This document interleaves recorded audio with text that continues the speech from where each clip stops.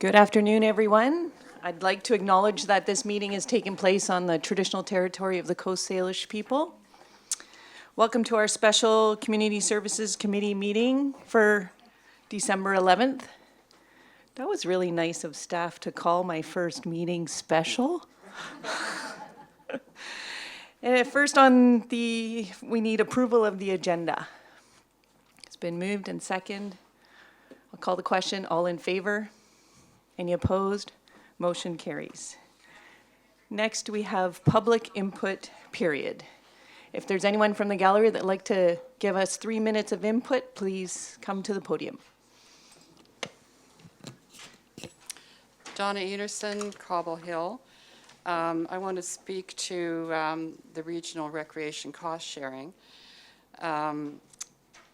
One question I have is, how was the data collected? In 2 weeks, in 2 days over a weekend, or how long was the actual survey? I know you can't answer the questions. What questions were asked on the survey? Were survey participants required to prove or show their address? If addresses were used, were they checked later to verify what jurisdiction the address was in? As an example, many people living in the Kingbourne area of Shawnigan Lake actually have a Cobble Hill mailing address.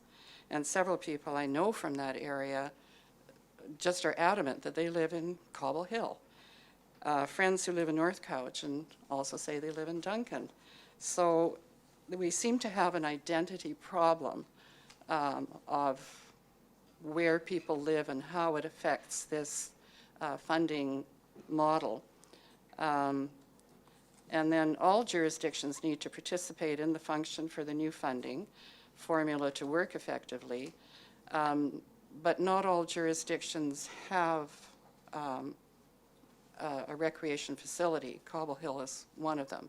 We have one, but we pay for it ourselves. The Cowichan Sportsplex is another problem for me. It's sometimes said to be funded by all of CVRD, when in actual fact it is funded by Duncan and North Cowichan and 4 areas, A, C, D, and E. With Duncan now withdrawing some of their support, this will increase the cost for everyone else that is paying for it. Also, what happened to the changes in the figures, dated different dates, slightly different figures in the 2 reports that support this meeting. So that's the November 13th report on page 15. No, sorry, page 8 on November 13th report and page 15 of the December 11th report. And I don't know which facilities have actually been approved by the area that I live in, Cobble Hill. Haven't been able to figure that one out. Thank you. Thank you, Mrs. Erickson. Rod Peters, Mayor of the Town of Lake Cowichan. Just a little bit of background. Our Arena Commission looks after the arena that was built in the early 60s, totally free by volunteers from lumber companies and logging companies and the residents and the truckers. And it's the heart of our community. We also look after the Honeymoon Bay Hall, Missachi Hall, Yubo Hall, and they are heritage buildings in their own little communities. And I would just like to say that myself and council support keeping the Lake Cowichan Arena Commission because it is basically the heart of our community. Thank you. Thank you. Good afternoon. My name's Tor Repstock, for those who don't know me. I'm presently the chair of the Cowichan Lake Arena Commission. I'm here because I'd like to share with you a couple of comments that got my attention in the report before you. It talks about in options C and D that the commissions aren't really functioning because there seems to be a lack of quorum And I just want to say, I can't talk to what happens in other commission areas, okay? But those statements, as far as the Cowichan Lake Commission is concerned, is an erroneous statement. I'm not saying that we haven't had failures, okay, because of lack of attendance, okay, but it is a rare thing, okay, in our area. What we have is a group of dedicated community members who are the ears in the community, and they bring to our commission meetings concerns that are expressed by the people that contact them within the community. And for that reason, I believe that it is important that we retain our commission, at least in our area.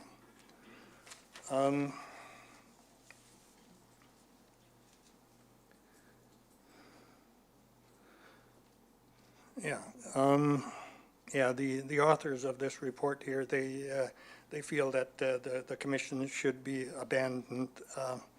I think that would be a huge mistake.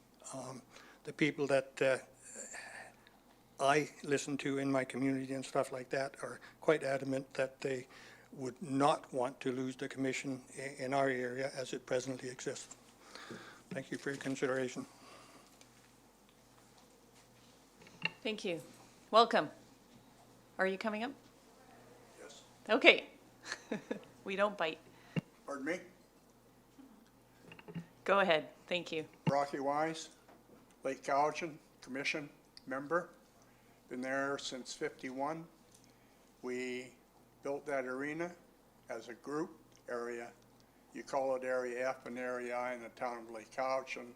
But then, in those days, we were a unit. And we're still a unit. And there is no way that anything should be tried to be dissolved up there and put down here. We have been fighting this since we were kids, and we're still fighting it to this day. And we want to stay as a unit. Thank you.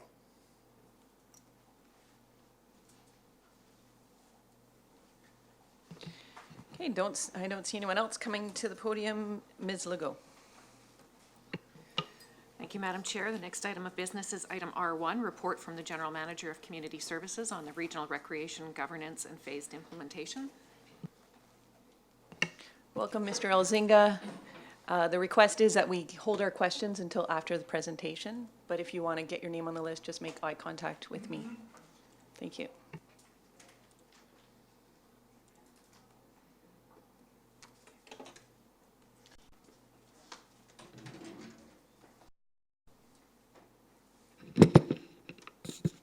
Good afternoon, everyone.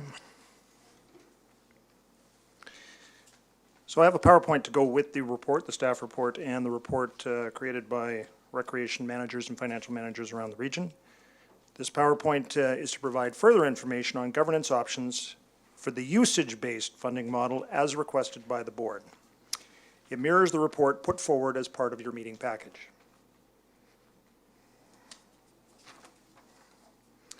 So background, you've seen a couple of these slides before, but for context, the fair, equitable funding for Cowichan's publicly funded recreation facilities has been an issue since Fuller Lake Arena was constructed in the late 1960s. Since the 1960s, 7 other major recreation facilities have been constructed. Some facilities have a better direct correlation between taxpayers and users than others. And the 9th major facility and the most recently constructed was the Cowichan Aquatic Center, which opened in 2008. North Cowichan and Duncan, prior to construction of the Cowichan Aquatic Center, sought other jurisdictions to contribute tax dollars to that facility. North Cowichan and Duncan said at the time that for areas where there was no tax support, residents would be subject to a higher admission fee. Cowichan Tribes was the only other jurisdiction to contribute funding. North Cowichan and Duncan exempted areas G, H, and Ladysmith from the higher admission fees because of their existing contributions to the Frank Jameson Community Center in Ladysmith. Residents of all other electoral areas and the town of Lake Cowichan were subject to 2-tiered fees to use the Cowichan Aquatic Center. Residents in the 2-tiered areas who were unhappy with that situation were directed to contact elected officials, Over the next few years, each jurisdiction, either individually or as part of a group, negotiated with North Cowichan and Duncan on a contribution to the Cowichan Aquatic Center to remove the two-tiered fees. Some areas' contribution was publicly approved, some were directed through other CVRD functions.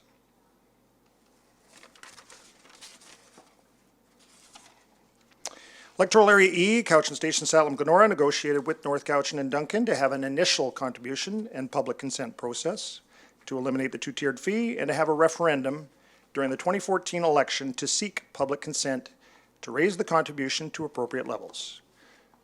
The referendum in Electoral Area E did not occur. A new Electoral Area Director was elected in 2014. North Cowichan and Duncan advised the new director that a public approval process was necessary to raise the contribution and avoid the re-imposition of two-tiered fees. An alternate approval process was conducted in Electoral Area E to raise the contribution to the Cowichan Aquatic Center. The AAP failed, and the results were reported to the board in October of 2015. The CVRD board directed that a review of funding for recreation across the region be conducted. North Cowichan and Duncan chose not to reimpose two-tiered fees until that review had been concluded. Since October 2015, the CVRD has undertaken a regional recreation planning initiative.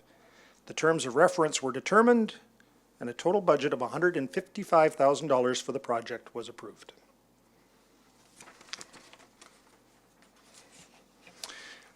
So now we're moving forward. Staff congratulate the board on getting to a major milestone in this initiative. In August of 2019, the board passed a resolution to approve, in principle, funding 9 regionally significant recreation facilities on the basis of residency of uses. Direction to staff included reporting back to the board with options for changes to governance and phasing in the implementation of a new funding model. The staff involved in operating and financing those 9 facilities discussed how to implement the board's resolution during 2 workshops facilitated by a consultant retained to assist with the process.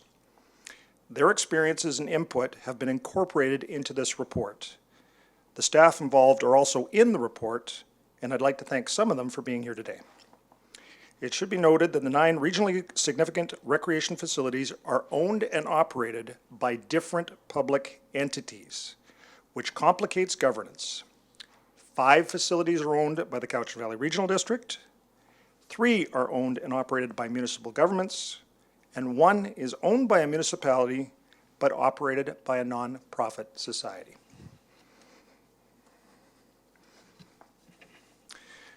The following assumptions and principles have been developed that underpin what needs to be done to make this funding formula work. I can see these being part of a frequently asked questions document as part of the communications moving forward. Zero-sum result. The new funding model would shift who pays into the current funding for regionally significant recreation facilities. There is no intent in this new model to change the overall level of funding, which is a separate decision. Governance linked to funding. We're going to talk more about this one as an overriding principle. Whichever jurisdictions are involved in paying for a facility or service should be involved in the governance of that facility or service. Traditionally in the CVRD, as in most other regional districts in BC, the board has appointed recreation commissions to govern specific recreation facilities or services. It should be noted that facility-based commissions are a decreasing trend.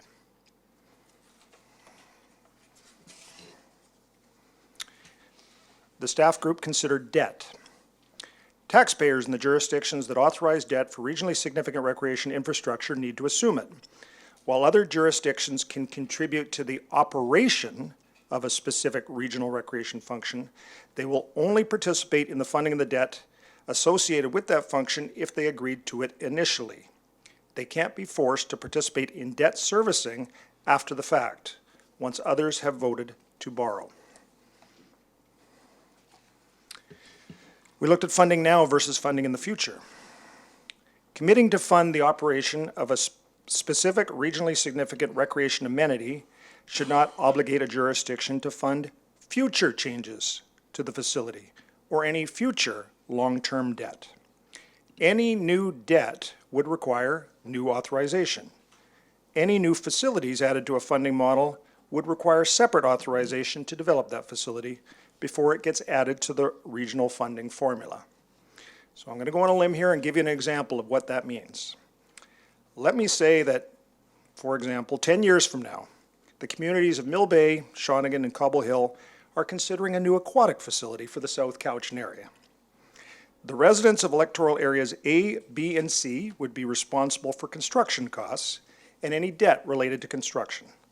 And those three areas should request the rest of the region contribute to the operating and ongoing capital costs, with each area's contribution determined by usage. Participation. All jurisdictions need to participate in this function for the new funding formula to work. This model falls apart if any jurisdictions around this table are not a part of it. Let's talk about capital. Operating a recreation facility also involves current capital. Maintaining the functionality of a facility includes operating costs, but also includes long-term life cycle maintenance funding, replacement of small capital items, and emergency capital outlays. Example, if a roof starts to leak or a major piece of equipment breaks down, needs to be replaced. The operator has little choice but to incur a capital cost that is required to keep the building operational. So operating budgets and short-term capital budgets are two sides of the same coin, and both are required to maintain a current level of service. First Nations funding. Something else we needed to look at. Funding by Cowichan tribes and possible other First Nation entities shall continue to be pursued and secured, but would not be a prerequisite of this new funding formula. Cowichan Tribes currently provides funding for one of the 9 regionally significant recreation facilities. It's assumed that continued funding would be forthcoming. The CBRD could request additional funding from Cowichan Tribes for other facilities and may request funding from other First Nations that use the regionally significant recreation facilities. However, the CBRD cannot require that Cowichan Tribes or any other local First Nations entity participate in this new funding formula. Where a contribution is made by a First Nations entity for any facility, it will be used to reduce the net contribution by the region's taxpayers or enhance the service. So I'm going to show this chart here, and I heard the question in the last agenda item around why there was 2 different charts. This is the usage of facilities that does not include usage by First Nations and has any rounding errors addressed. This is the usage chart that would determine apportionment of costs until another usage study is taken.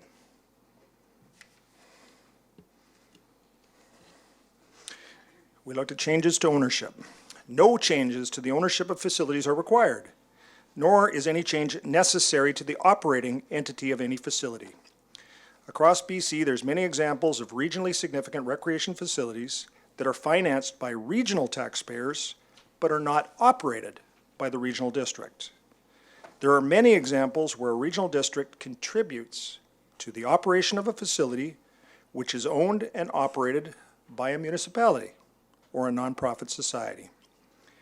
In Phase 3 of the recent Regional Recreation Planning Study, the issue of whether changes were required to the current ownership or operation of regionally significant recreation facilities was indicated.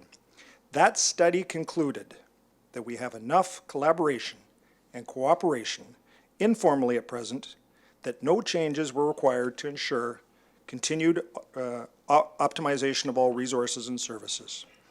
It is assumed that the status quo, 5 regionally owned and operated facilities, 3 municipally owned and operated facilities, and 1 municipally owned but not-for-profit operated facilities could and should continue, even with a significant change in the funding. Those last slides, those last slides were assumptions and principles that we as staff have moving forward. In order to shift from the current fragmented system of funding 9 regionally significant recreation facilities to a new, more cohesive and comprehensive model, the following steps will need to be taken. Voter approval. It's anticipated the CVRD board will obtain voter approval of the new funding model before it adopts it. A public approval process would have to be held on a region-wide, simple majority basis. And if a majority of all votes from the 13 jurisdictions are registered in the affirmative, the new funding model would be implemented. We would create a new region-wide recreation function. For purposes of this recommendation, it might be titled something like Funding Regionally Significant Recreation Services. It would set a limit of total funding, which would allow for some variance and emergency capital in order to not unduly limit the sustainability of the operation of those facilities. This new function would be intended to replace current funding through existing functions and programs for a net zero overall effect on total funding of the 9 facilities. There would be no increase or decrease in funding, but a shift from where it's derived.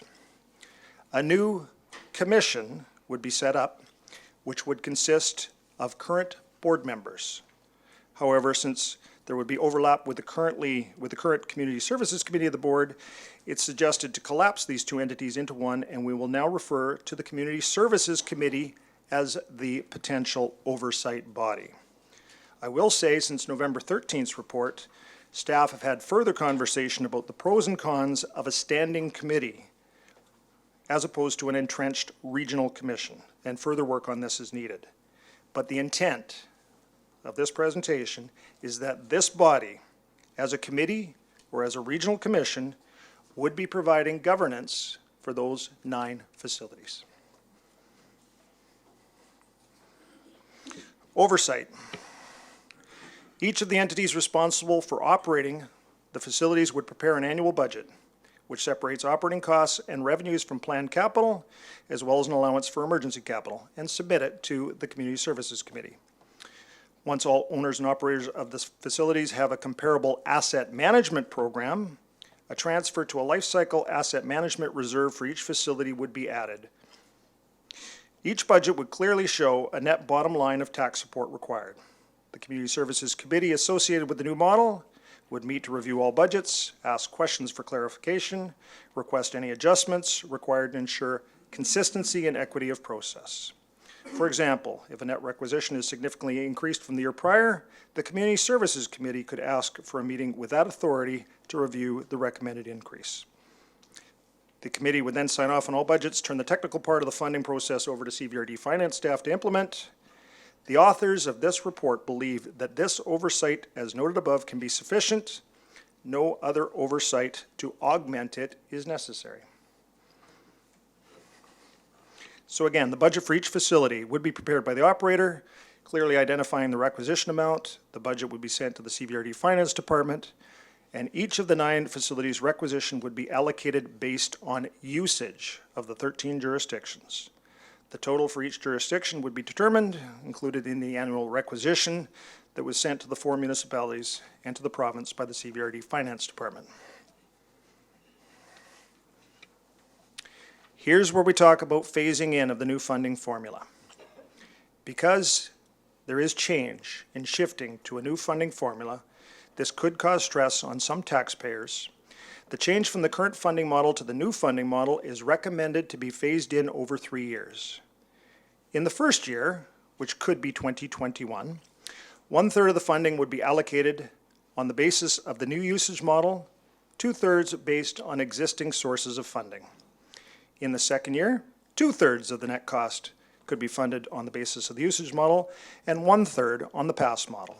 And in the third year of the shift, and each year thereafter, all of the net costs should be apportioned on the basis of the new usage-based funding model.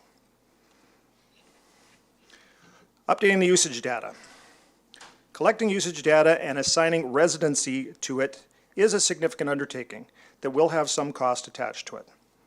To track changes in the residency of uses and update the funding formula, a 5-year data collection cycle should be adopted. Every 5 years, the residency of uses of the regionally significant recreation facilities should be collected. In order to soften any significant changes from one data collection cycle to the next, a rolling average of the past 3 data collection cycles should be adopted with the intent to smooth out peaks and valleys.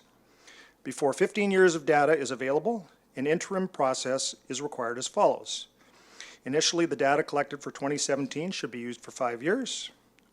Once the data has been collected again in 2022, an average of those first 2 data sets should be used.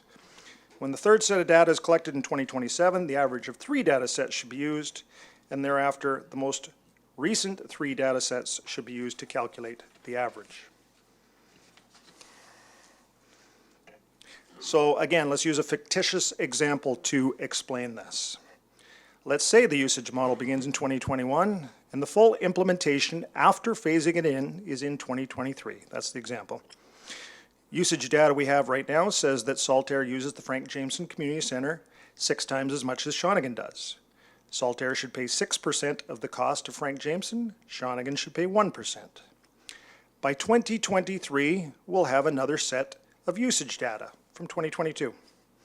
Let's say, for whatever reason, the data indicates that Saltair's usage goes to 9% and Shawnigan's goes to 2%, and other jurisdictions would comparatively decrease. We would average those 2 amounts to account for 2 issues, any error in sampling, and again, to avoid peaks and valleys. So in 2023, Saltair would pay the average of the 9% and the 6% from the 2 usage studies, so they'd pay 7.5%. Shawnigan would pay the average of 2 and 1%, so 1.5%. These percentages would continue until the 3rd data set is collected.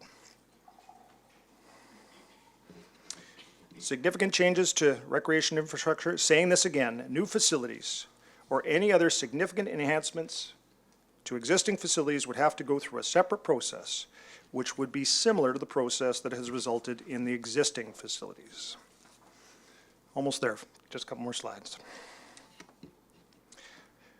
Review of the governance and funding for the new function, and kind of the crux of why we're here today. The new funding model should have a built-in review period intended to ensure a review and to potentially improve the funding model and governance system. A 5-year initial review should be built into the new function. And here we are with the principle of oversight and who pays having a say in governance. The region's staff feel that the best governance model is by this group. You're all here, and with only 3 exceptions, out of 13 jurisdictions, paying for 9 facilities, which totals 114 out of 117 transactions, you're all paying for those 9 facilities. However, if additional oversight of the 9 facilities at a level below the Community Services Committee or Regional Commission is deemed necessary by the board, at least 5 potential options are available. Expanding each local commission. Adding only significant contributions to local oversight. Reducing the number of commissions into fewer entities with broader levels. Keep what you have right now, maintain the status quo. Or collapse 2 of the existing 4 commissions. The next best option to having the Community Services Committee do governance is option C. The CVRD's commissions would be collapsed into the Community Services Committee or Regional Commission to provide governance for the CVRD's 5 facilities. The municipal councils would provide governance for the other 4 facilities as they do now. Regional collaboration of the CVRD facilities would be streamlined. This would address some of the commission quorum issues discussed earlier. All of the paying jurisdictions would not have a say then in Frank Jameson Community Center, Fuller Lake Arena, Cowichan Aquatic Center, or the Cowichan Sportsplex. A less recommended but alternative is to keep CVRD commissions as well. The downside is that having existing commissions least conform to the principle that governance should be linked to funding.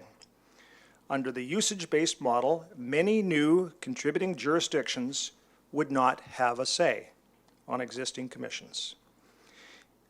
If this is the favored direction, staff would suggest merging the Kerry Park Recreation Center Commission and the Shawnigan Lake Community Center Commission.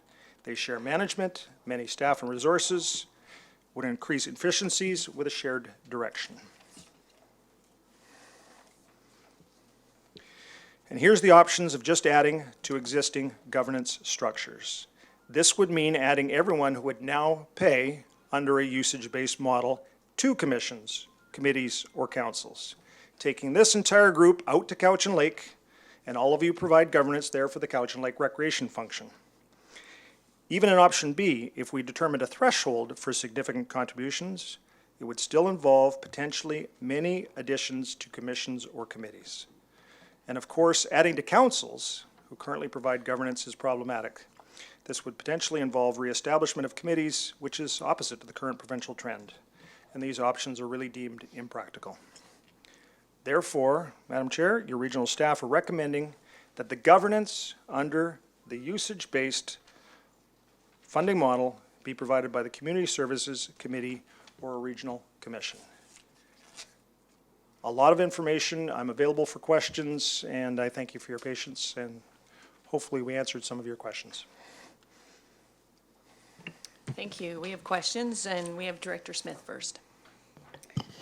Thank you for your presentation. I understand that regional recreation has been moving along for many years, and we need not be in a hurry to continue, but I know there's many around the table that are in a hurry, but we need to make good decisions. I'd like some clarification. Under the Regional Recreation Select Committee, the terms of reference state that the committee's responsibility, and I'll just get down to it, is defining what is included in the 9 recreation facilities, adjoining ball fields, community halls, etc.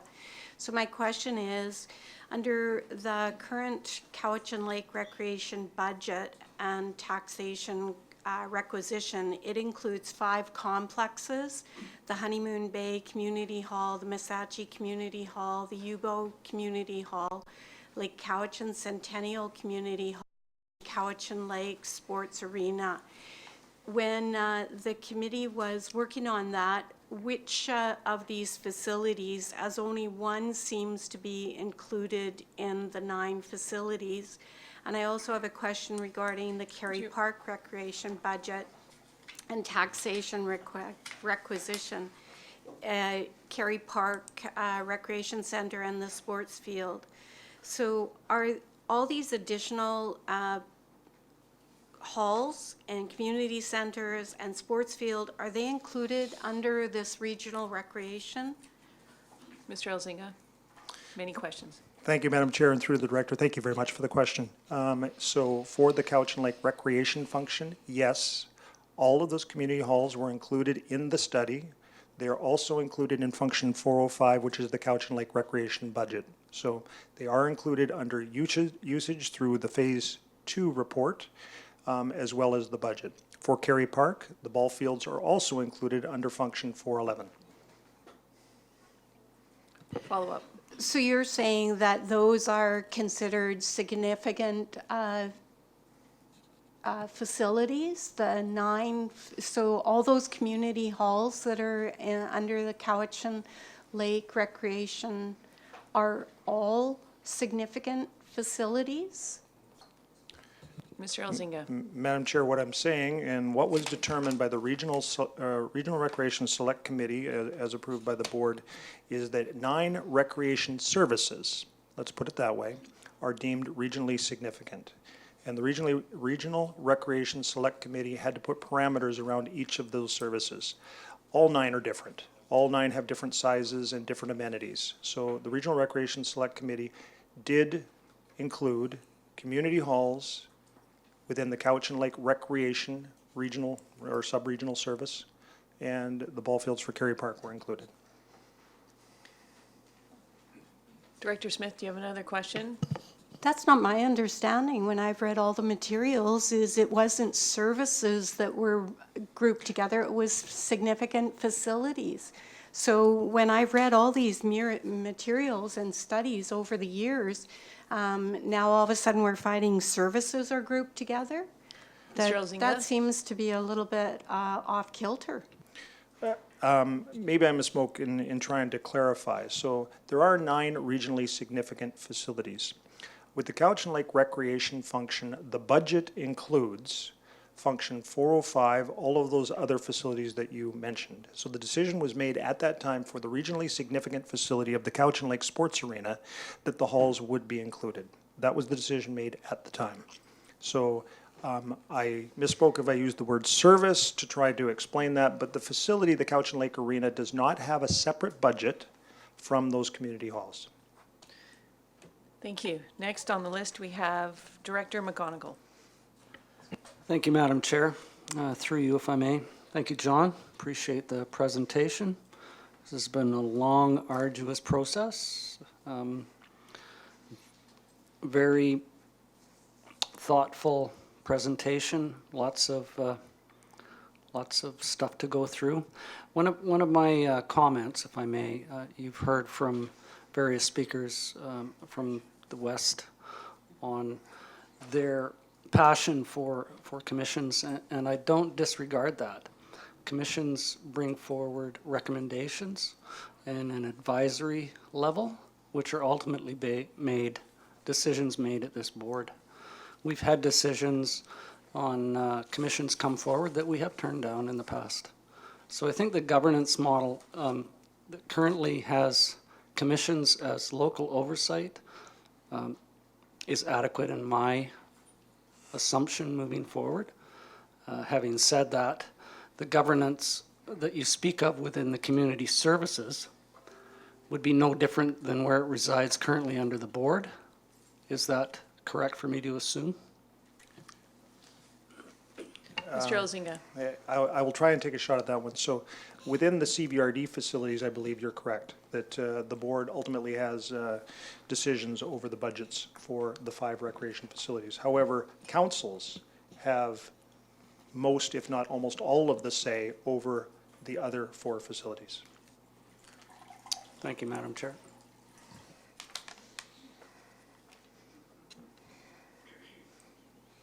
Next, I have Director Sebring, Yanni DiNardo, then Stone. Thank you, Madam Chair. Thank you, Mr. Elzinga. Fascinating report. With all due respect, we've heard we shouldn't be rushing into this. We've been at this for 53 years.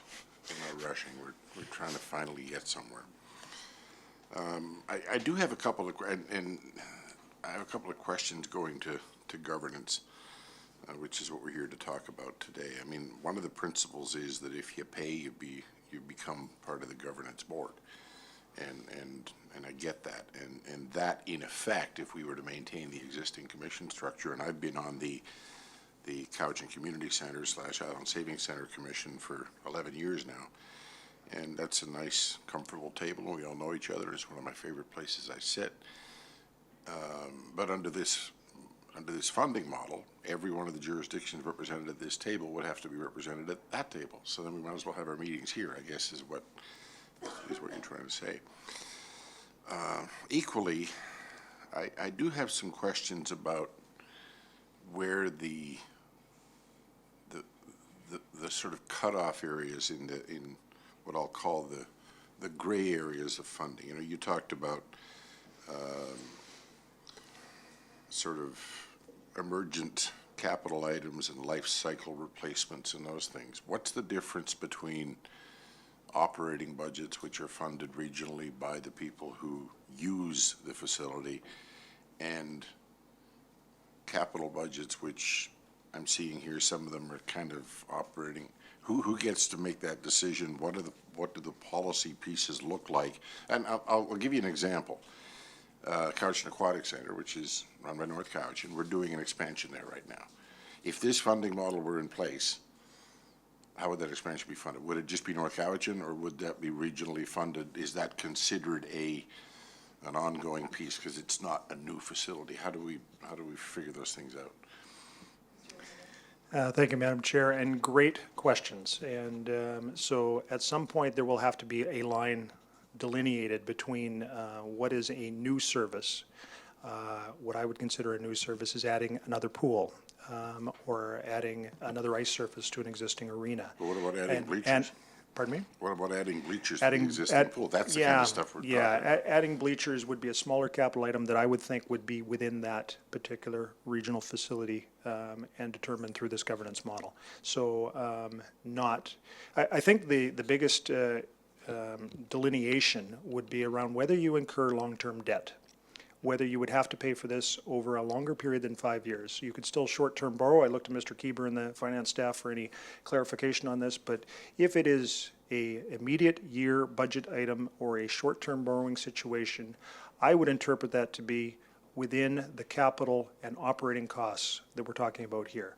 If we are asking for an addition to a service of another ice surface, another pool, something that's a major that would require long-term debt, Cowichan Lake Recreation is a perfect example where they put a 12,000 square foot addition on the front of their building that resulted in long-term debt. That would be a new service and have to require new authorization. Thank you. Director Yanni DiNardo. Thank you, Madam Chair. Through you to Mr. Elzinga, thank you very much. There was a lot of stuff that you answered for me, but I just wanted to confirm. I actually have been since 1996 sitting on Kerry Park, and this has been so frustrating for Area D. Regional recreation needs to happen, and I've been wanting to move this forward, and I think the fairest way is by usage. That's what we all agreed to here. But I also think that the commissions are really important, and I sit on two commissions, so one has the public and one does not. And I really find that the one with public is really valuable. So I hear the people today, and I feel the same way. When it comes to commissions, like they're more passionate about their community. They have a lot to actually help us with as well, help us out, especially as, of course, area directors. You're a mayor without a council, so it's always helpful to have the public input. So you do say that commissions are a decreasing trend, and I'm wondering, where do you see that, and what is the problems that we have been having with them? Sorry. We're changing that, and I'm curious on why. Mr. Elzinga. No worries. If I may, Madam Chair, there was about 2 or 3 questions in there, so Yes. I'll see if I can tackle those. So I don't have the statistics in front of me for the decreasing trend for recreation commissions. I have that information from people like our consultant who have done a lot of work within the province. I understand the comments about having local advice, let's use advice or input into services or facilities. And I continue to think that's valuable. That isn't governance. And so at the end of the day, could a body be instituted to assist with advice and input into a facility on a regular basis? Sure, it could. So could managers have user groups and representatives speak to them on a regular basis and provide input? Yes. But when it comes to governance, right now we have 3 levels for each of the CVRD recreation facilities with a recreation commission, a community services committee, and a board. It's onerous, it's time consuming, it takes a lot of staff time to do that, and there's a cost associated with that. With the example, going back to Director Sebring's comments, some of the percentages in the usage far outweigh some of the existing commission members on those commissions. So that was one of the struggles that staff had. Follow up. Thank you, Madam Chair. So the other one is, and I think you addressed it, I just want to confirm. Sure. So Area D pays into the Sportsplex currently with the Correct. referendum. And once, if we did this by usage, would that disappear? Correct. Thank you. So I wanted to check because my water function didn't, but. Director Stone. Yeah, I appreciate all the comments so far because I think they point out some things that, having participated in the process, I wasn't quite clear on myself. But I know that there will be a significant pushback from the communities if they lose that local voice.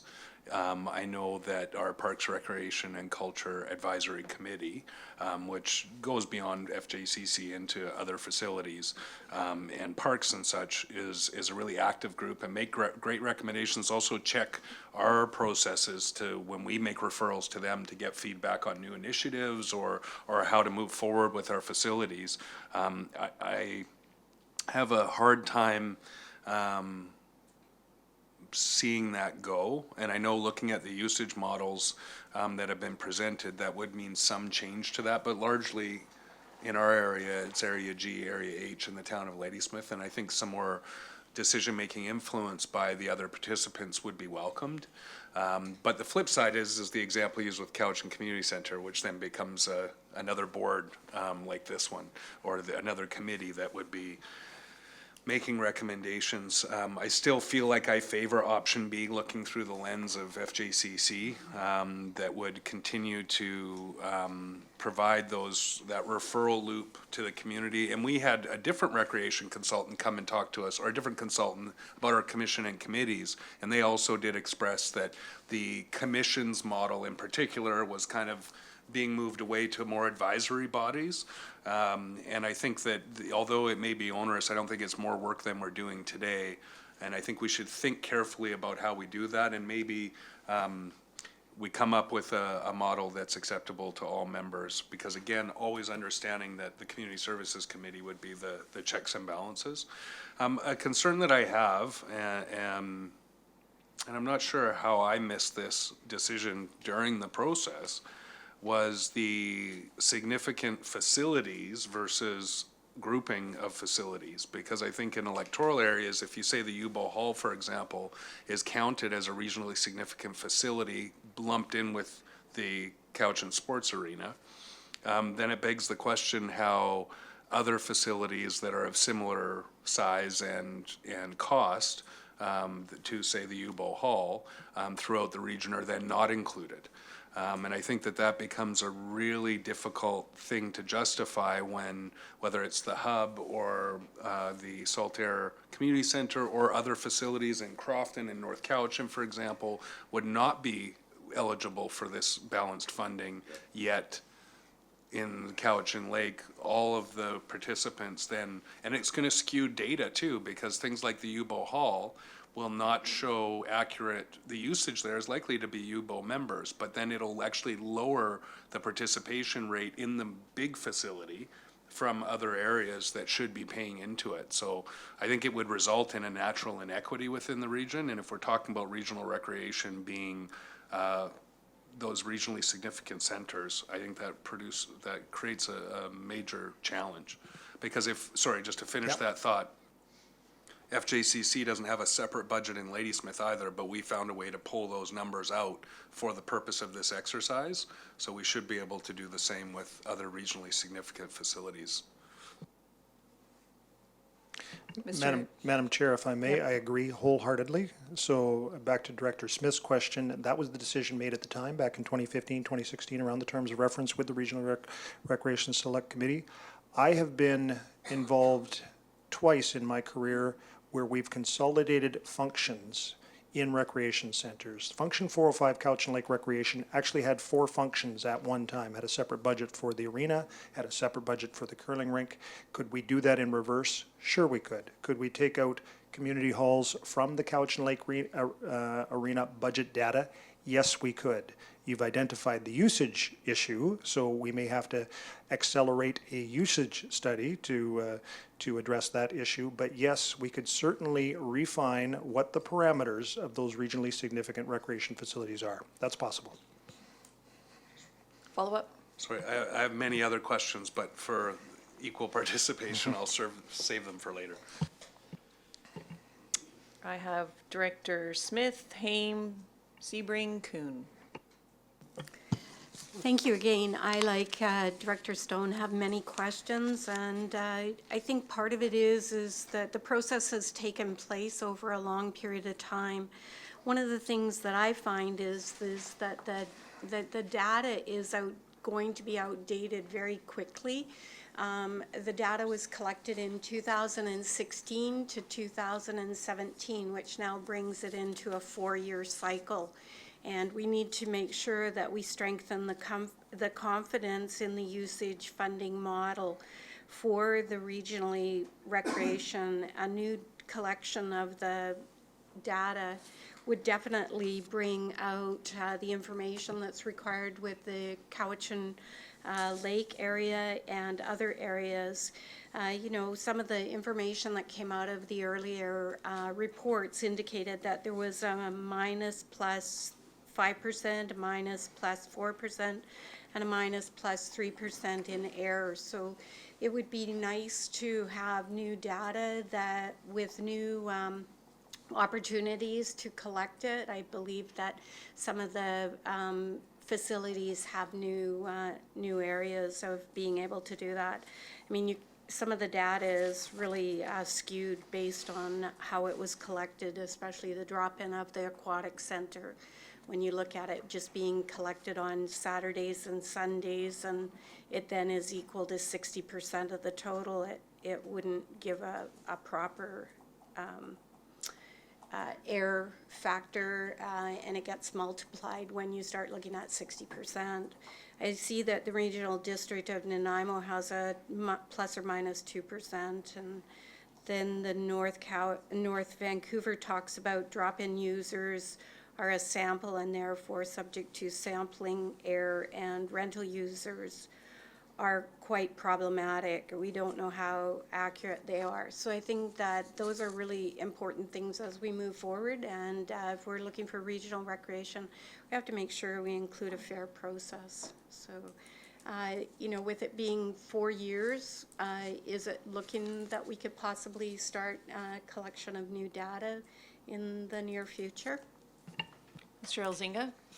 Absolutely. At the board's discretion, there is a cost to collecting that data, and we can include it potentially within the 2020 budget if that's the will of the board. Thank you.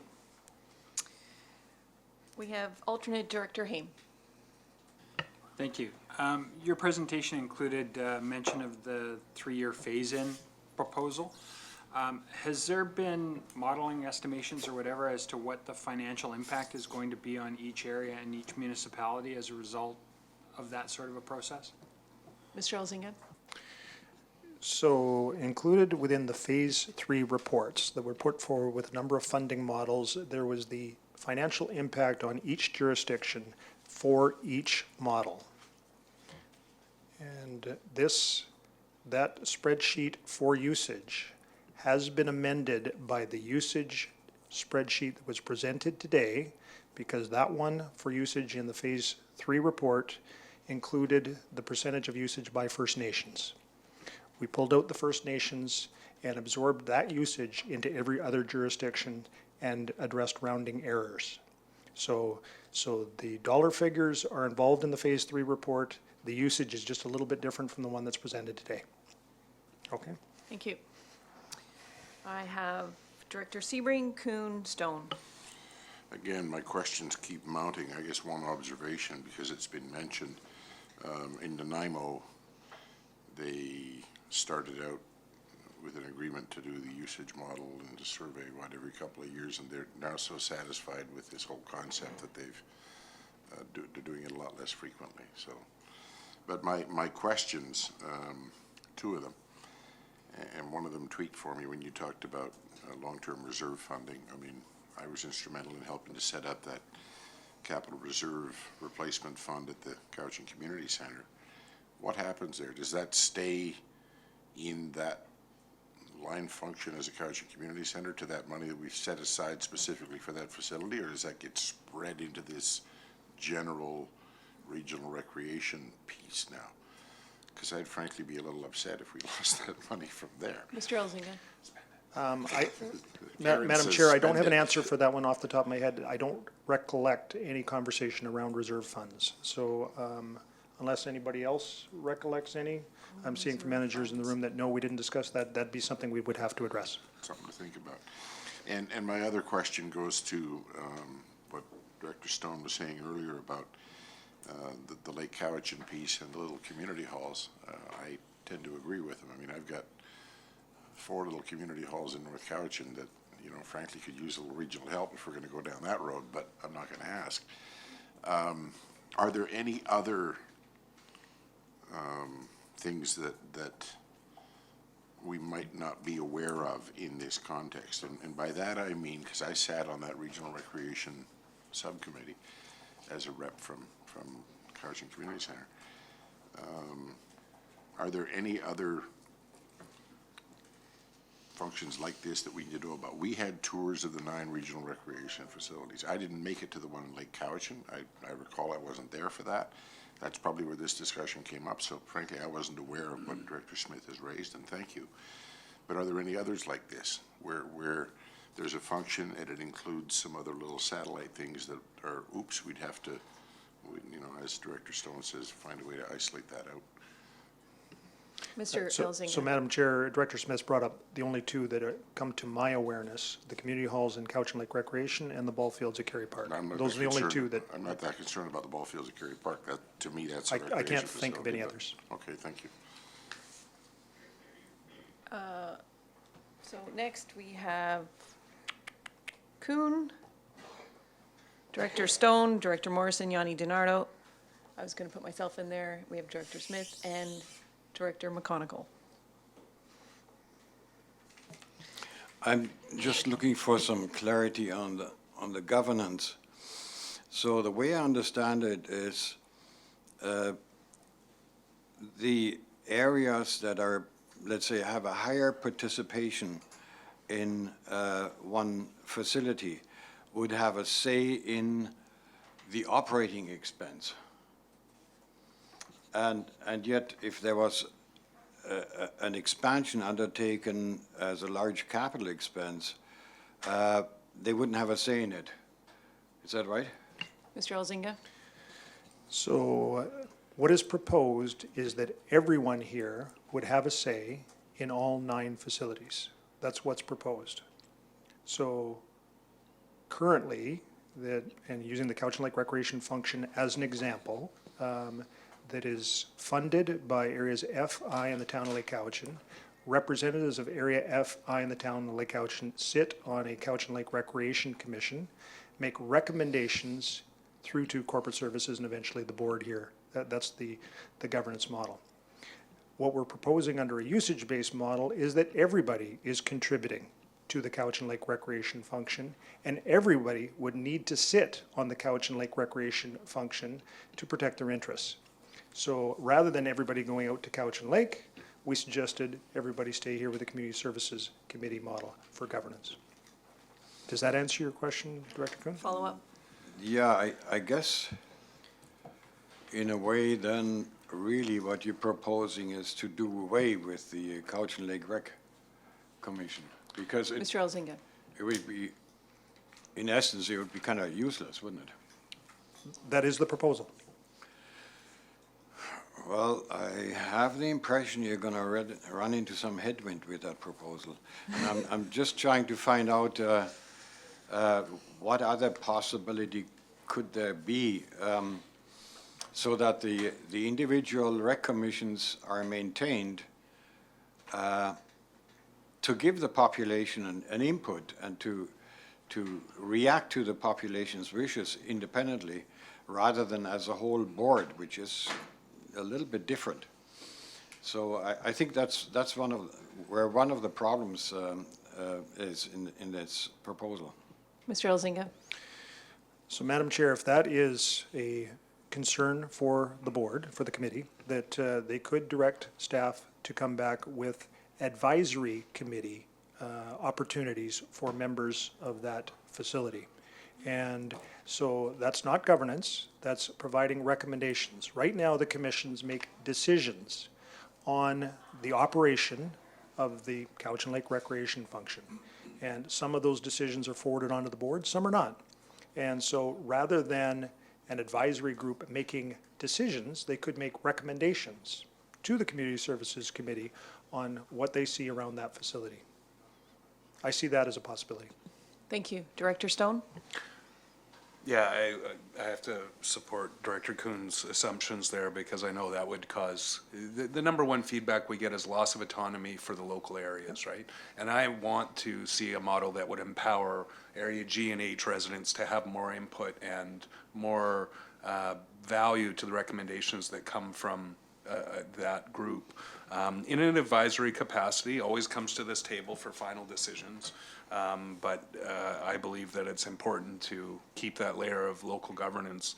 We are a region, but some of our strength as a region does come from that individuality that comes from our different communities. And I think allowing those to be expressed and forwarded on to the committee for decision-making would be valuable. But I want to get back to the data gathering piece because I think that's important, and I'm glad that Al brought up the RDN work, because in those initial phases, they did a more frequent data sampling. And because again, just a reminder for those who haven't been around, I love data, and I'm a geek out on it. And it doesn't take long reviewing all of the documents that there was some flaws, not only in just the execution of the data gathering in the first round, just, you know, from a statistical validity standpoint, but also seasonality and things like that. It was also during times when I think we were transitioning our recreation software, so there was hips and kind of jerky, things didn't work out right. And we also should be identifying First Nations participation with throughout the region by nation if possible as well, just so that we can really look at how those numbers work. So I would support, you know, for the initial phases, 2-year sampling frequencies for the first 3 rounds, say, until we establish that strong baseline. And then 5 years after or 4 years after, you know, it might work out with electoral cycles to do 4 years. And that would be part of the overall funding. And public approval, just comes from a clear understanding, support of this board in each individual community, and satisfying these concerns, I think, is critical before seeking any kind of electoral approval. Really having confidence in the data, that we feel good about it, because I think it's a very defensible position that we need to participate and sort of pay for what we participate in. And I think we're all, you know, at a fundamental level, when we passed that resolution, I think we all agreed on that how we utilize the facilities makes total sense. But I think that there are those little hitching points that we're running into now on how do we prove that to a point where we all feel comfortable? How do we keep the local flavor? Because I think that it is really important. If we all agree that the recommendations come to this committee for sort of that governance piece and approval, I think there's room for that. And then finally, it's the understanding what is a regionally significant facility versus the other, because, and this isn't to pick on the Lake Cowichan situation, but by that piece, if we were going to go with that model, then it's only fair to expect that every community hall in the region will be included in the function and funded appropriately, and you can only imagine doing the usage analysis on that. So I would say that through this kind of process, because we're not in a panic, but there is some urgency to have this board do that work. But if we get it right and spend a little bit of time to get it right, we'll hopefully get it approved. My list is so long. Where am I? Director Morrison, Yanni Donardo, and then myself. Thank you, through you, Madam Chair. So I have to say that I'm feeling a little off balance here in that I attended, I think, just about every meeting, and I'm learning new stuff today that I thought had been decided early on. We were following certain themes, and they appear to have changed. So I'm going to need a little bit more time to digest. And I think that there's been a lot of really great things said around the table.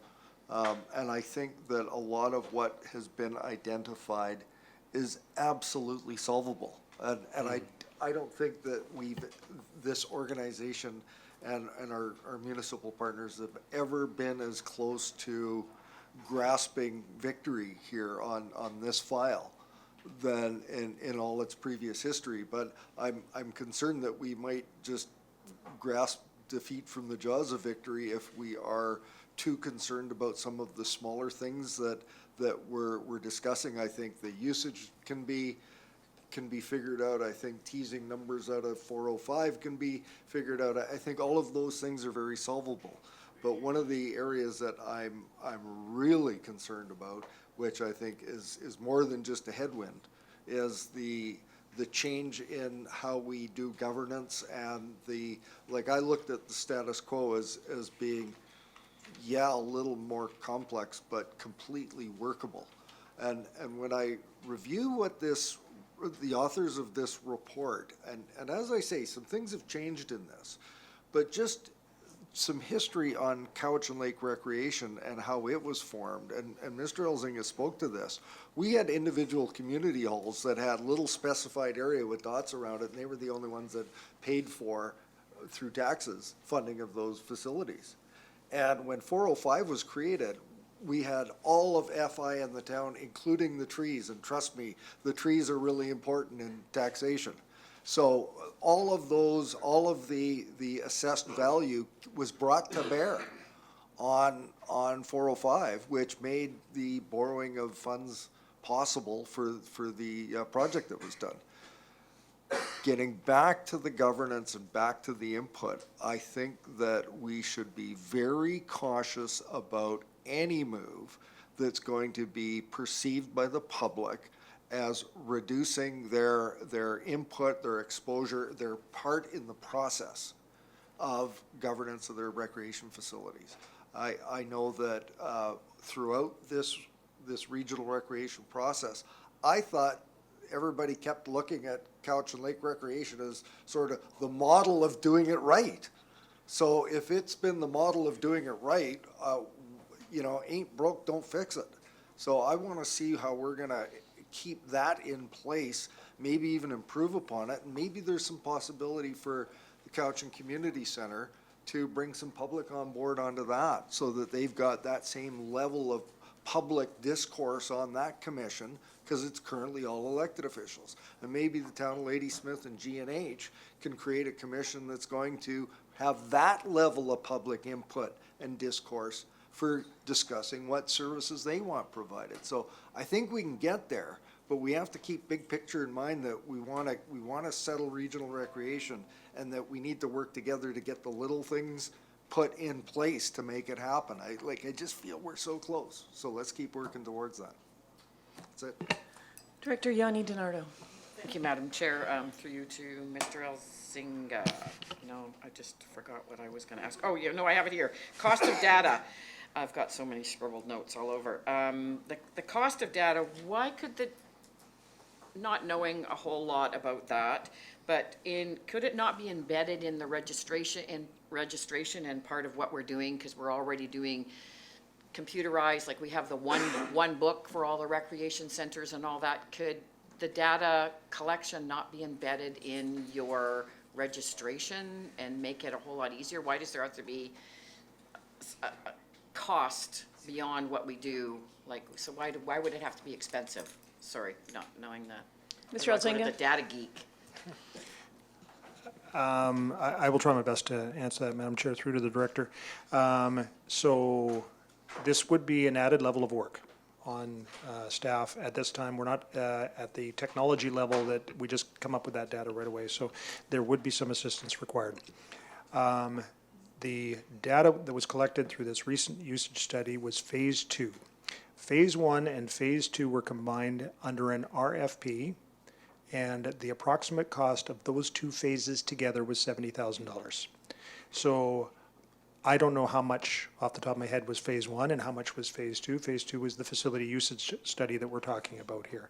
So I'm estimating, let's say $35,000 for that amount of work for the information that you have in front of you. I've heard some concerns around that information. So if there was a higher level of certainty required, you'd have to invest more resources into that. So it was also funded under Function 100 General Government. Follow up. Yes, thank you. So once we get on a roll with this, if we spend another 35,000, then could it be embedded in what we do? Like to get to that point, we need to spend a certain amount of money. Once we get there, it's computerized or whatever. It's not a whole lot of staff cost, wages, or work, we will get there. So I just want to understand that that the data is kind of ongoing and just what we do. Mr. Elzinga? Madam Chair, if I may say that, again, $155,000 was assigned to this initiative over the past 3.5 years. So let's call that $50,000 a year was spent on regional recreation. What we're suggesting is $10,000 a year be spent on data collection. That's the cost. So 1/5 of what you've spent over the past 3 years.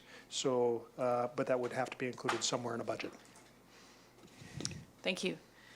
I will put myself in here. I have 2 questions and a comment.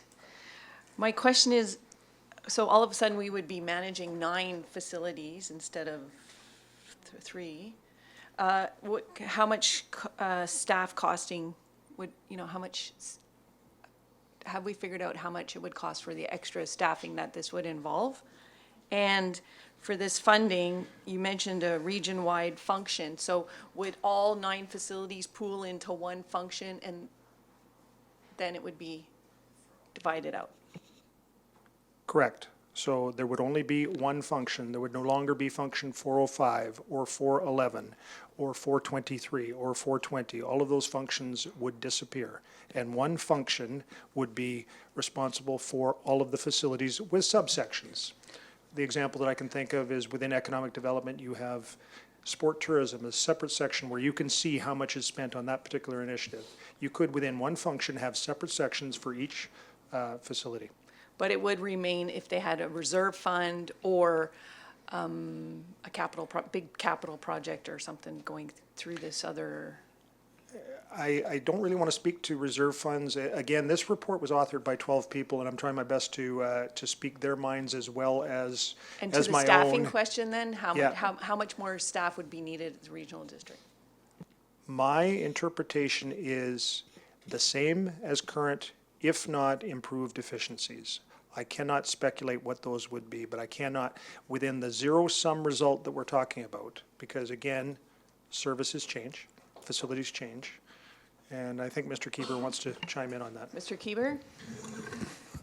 Thank you, Madam Chair. I'm going to try and help here. I think something you said is there's going to be operation, we're going to be operating all these facilities. CVRD is not going to be operating any more facilities. They will continue to be operated by their current owners and people who are currently operating them. So the CVRD's involvement will just be more of a financial, where we will be collecting the requisition number, put it into this one function that John has been talking about, coming up with one number that will be allocated based on usage. That's going to be the limit of our involvement, so there will be no new staff required. Much better said than I could have. I would Mr. think, Keeber. though, it still needs some management here, because, you would be getting phone calls from somebody in Shawnigan Lake, what's happening with the So- community center that we're paying into. So Kim Little, as the manager of that entity, she's operating under the No, but CVRD. She would be A still responsible taxpayer for the from budget. Shawnigan Lake, they would call maybe with questions about the sportsplex, or, so that would create something here. More staff would have to prepare meetings. Suddenly, there is a bit of funneling to the CVRD. I'm just wondering how much. I don't want to digress too far, Madam Chair, but I will give you an example. So Recreation has gone through a recent software implementation. As part of that software implementation, we now have the ability to answer program-related questions from another facility. So if somebody in Cowichan Lake phones up to the Cowichan Lake Sports Arena and asks a question about a Shawnigan stained glass course, people at Cowichan Lake can now answer that question. It is a real benefit to what we did. However, if it is a facility rental question, somebody in Cowichan Lake phones up to the Cowichan Lake Arena and says, I want to book a meeting at the Shawnigan Lake Community Center, they are directed to the Shawnigan Lake Community Center, and the staff there handle that. So we have 2 different processes for those 2. So there is some efficiency operation, some collaboration that may come out of this, but Mr. Keeber is exactly right that the operating entities for each of the facility would not change. The ownership would not change. It's only the funding that would change. Thank you. I guess I'm just going to add my comment here. I feel like, I don't know if anybody else agrees, but if this has been going on for so long, at what point do we say to ourselves, maybe this isn't even the route we should be going down? Perhaps, like, when I look at the Shawnigan Lake Community Center one, perhaps area A and C could, we could have a conversation that says, okay, well, how do we make this more equitable? Or how do we look at Kerry Park and allow area D to not be part of it? And because when I look at the facilities, the main ones are the Aquatic Center and the Sportsplex. So how do we come together as a group and fund those facilities and have those, because this is getting very interesting. Like, we're trying to fit things that don't seem to fit. The government's model, like, if we're gonna pay into Ladysmith, I feel like there should be a user person on their advisory. And we're also getting stuck on what we call commissions, advisories. We're talking about amalgamating 2 commissions in our area, where in actuality, the commission that has 1 elected official and 7 public members is the most efficient. That community center has done so much in the last 2 years compared to in the past. Comparing to Kerry Park, there's 4 elected officials and 4 community members, and it's fine. But there's great satisfaction, and there's a lot happening at this other community center. So we're talking about dismantling, we're calling it governance or advisory, it doesn't matter what you call it, but we're taking away the public input. And I feel like we need to step back and go, is this even the route we should be going down? This is extremely, I don't even have a word for it. We're trying to make a stew, and we've already blended it. It's a shake. Like, I feel like we need to step back and just really look at how we could solve some of the issues that we're actually trying to solve.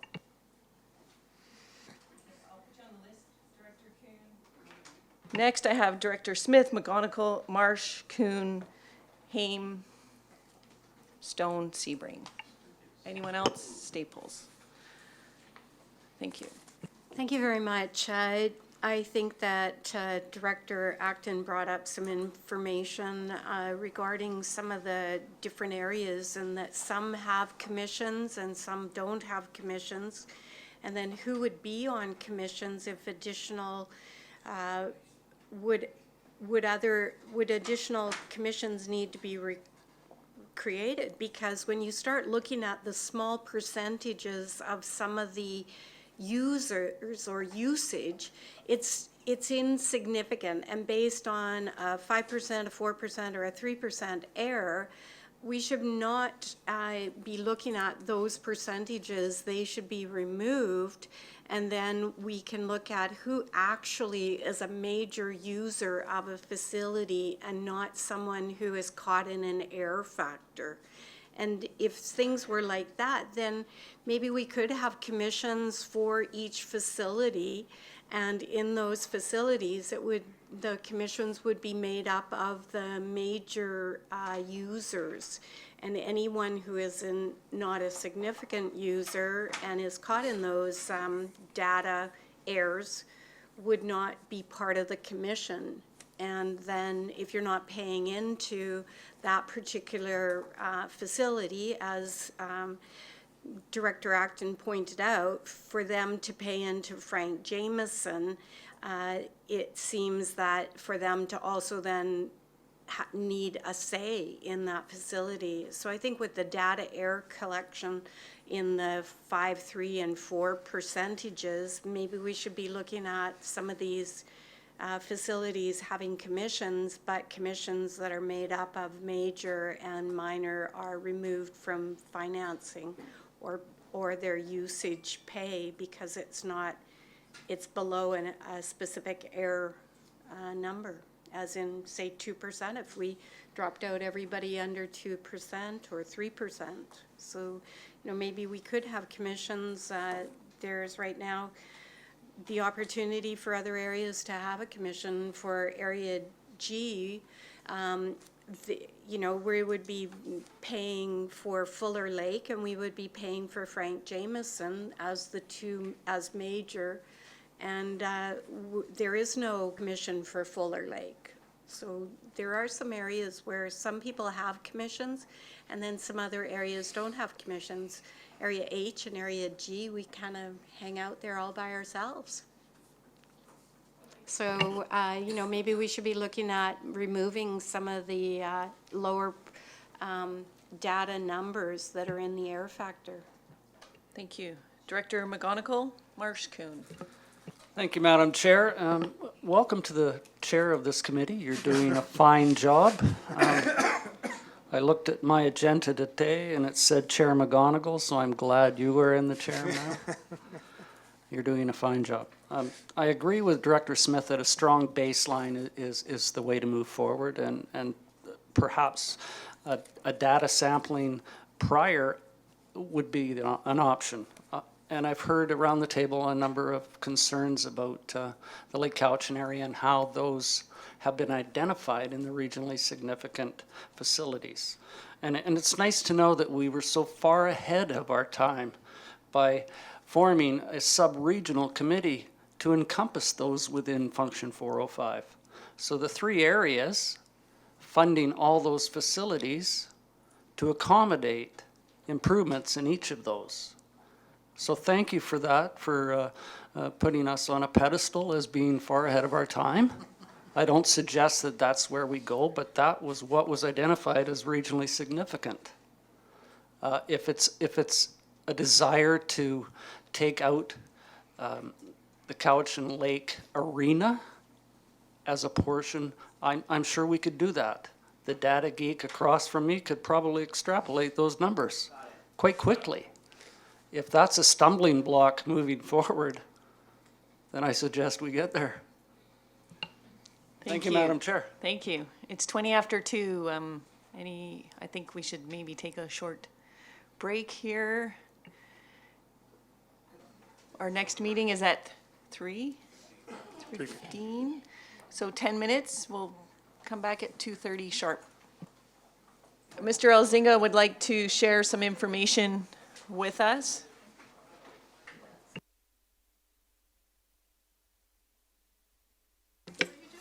Thank you, Madam Chair. I just had a conversation with some of the recreation management staff in the room. Basically asked them if I'd missed anything or if there was anything that I had incorrect. And the one point that they'd like me to stress is around the data collection and some of the ways that we've done that. So data collection for usage has been done in 3 ways. One is recreation programs. So when people sign up for recreation programs, that information is captured in our database and there is no error. So we identify where the street address for all of the recreation program participants come from. That's one of the three sections. The second section is facility rentals. We rely on user groups to provide their data on where their participants are coming from for our facility rentals. And we certainly work with them on those lists and can improve that in the future. The third piece, getting back to Director Iannardo's point about data collection, is drop-in uses. Things like public skating or public swimming, where we don't know unless we stand at the front door and ask people as they come in where they're from. And so when we talk about data collection, that's what we're talking about. Drop-in uses, facility rentals, working with user groups, and recreation programs, in some cases, a significant part of the business, especially for facilities like the Cowichan Aquatic Center, that have no error. Thank you. Thank you. I have Director Marsh, Kuhn, Haim, Stone, Sebring, Staples, Smith. Is anybody else on the list? Director Morrison. Okay, so next, Director Marsh. Thank you, Madam Chair.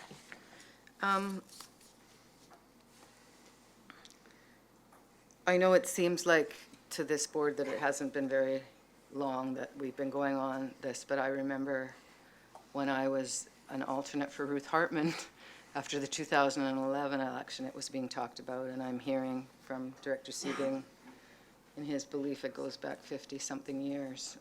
I felt on my last term, we did a lot of work with it with that fellow, Mr. Carruthers. Can you, through the chair, tell me the regional rec guy that's so well known?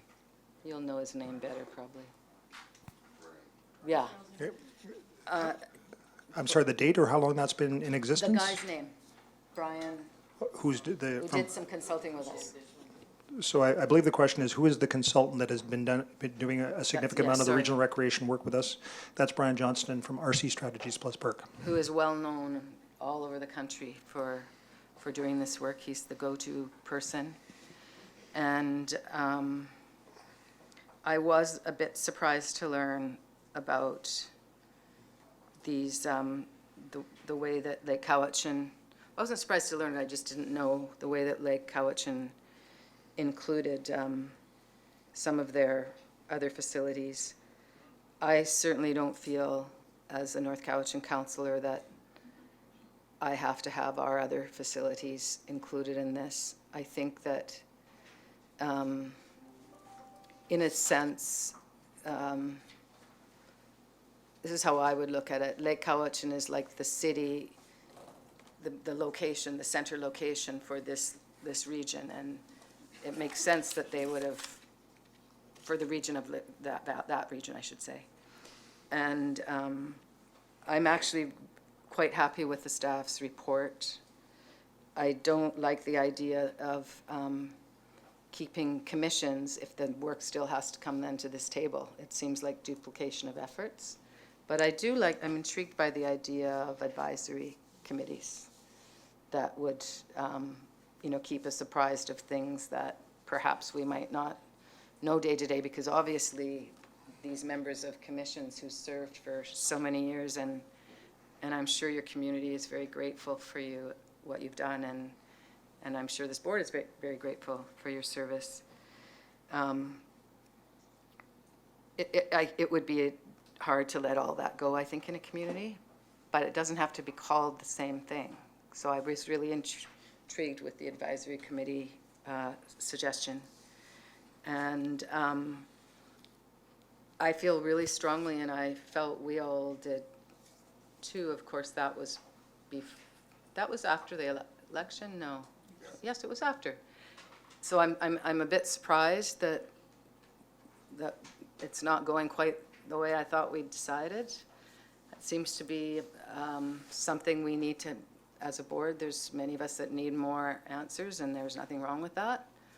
But I do support all the work that's gone into this over the last 5-6 years. I think it was done well. And I think that it's more equitable than what we presently have. And perhaps if the board saw itself to adopting it, then it could be looked at again after a 5-year period to make sure it is still equitable. As Mr. Elzinga said, the numbers can be checked and rechecked. It's an interesting thing. I've often felt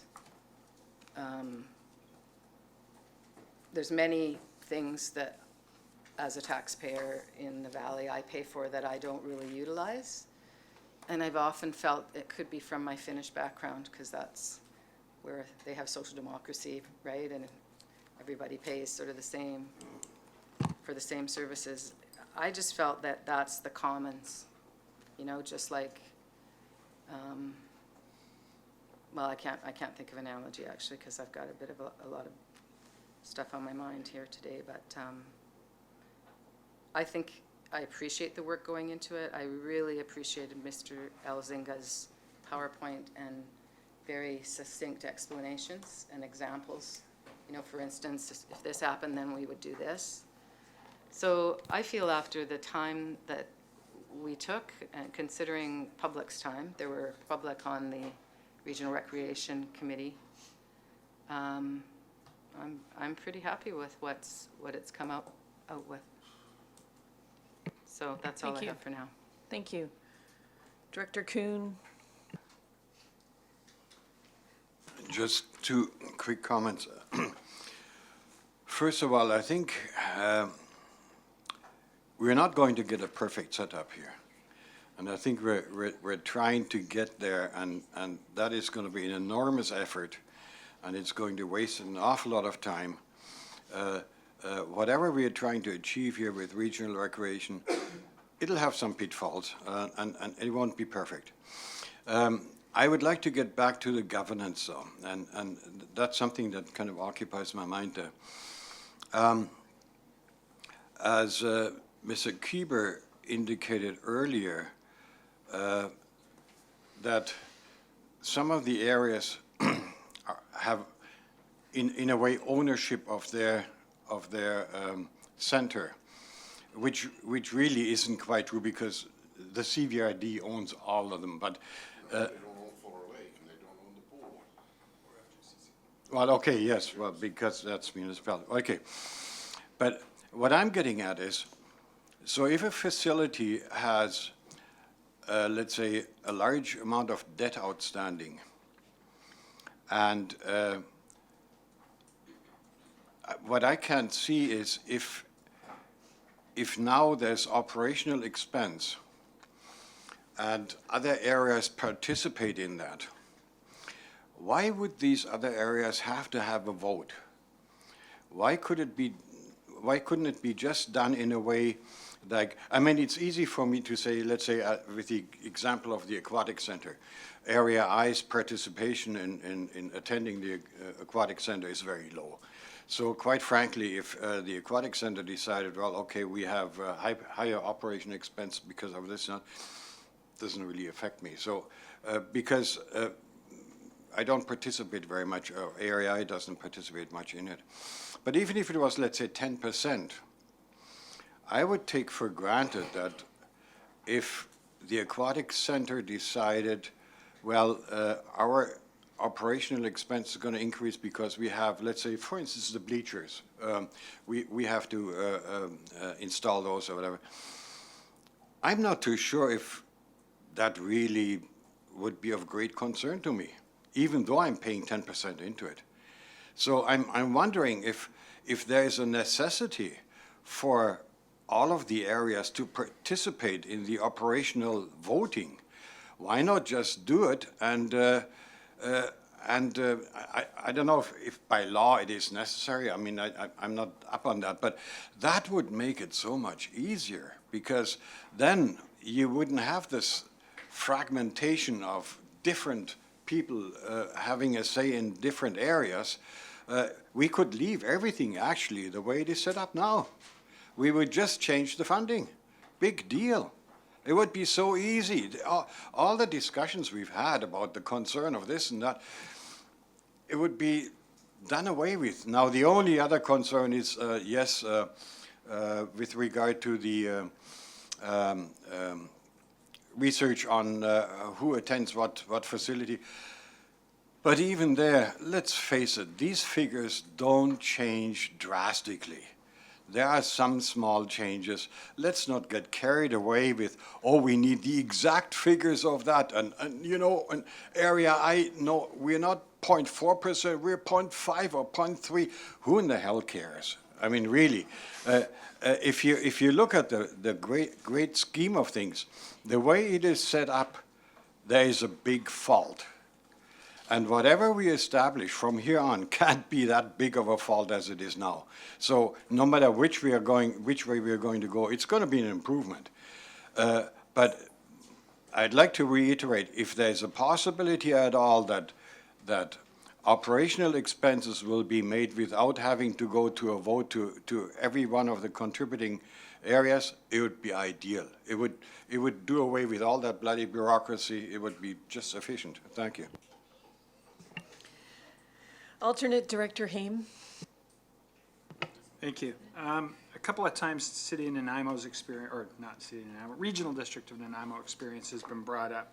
Having sat for a number of years on that board and participated in the discussions around their recreational functions. First off, when it comes to the surveys, my experience and the experience of the directors at the time that I was there, we're not happy with the survey results. The methodology, and as Mr. Elzinga has mentioned, things like the programs and that are highly accurate, just because of the nature of the data collection.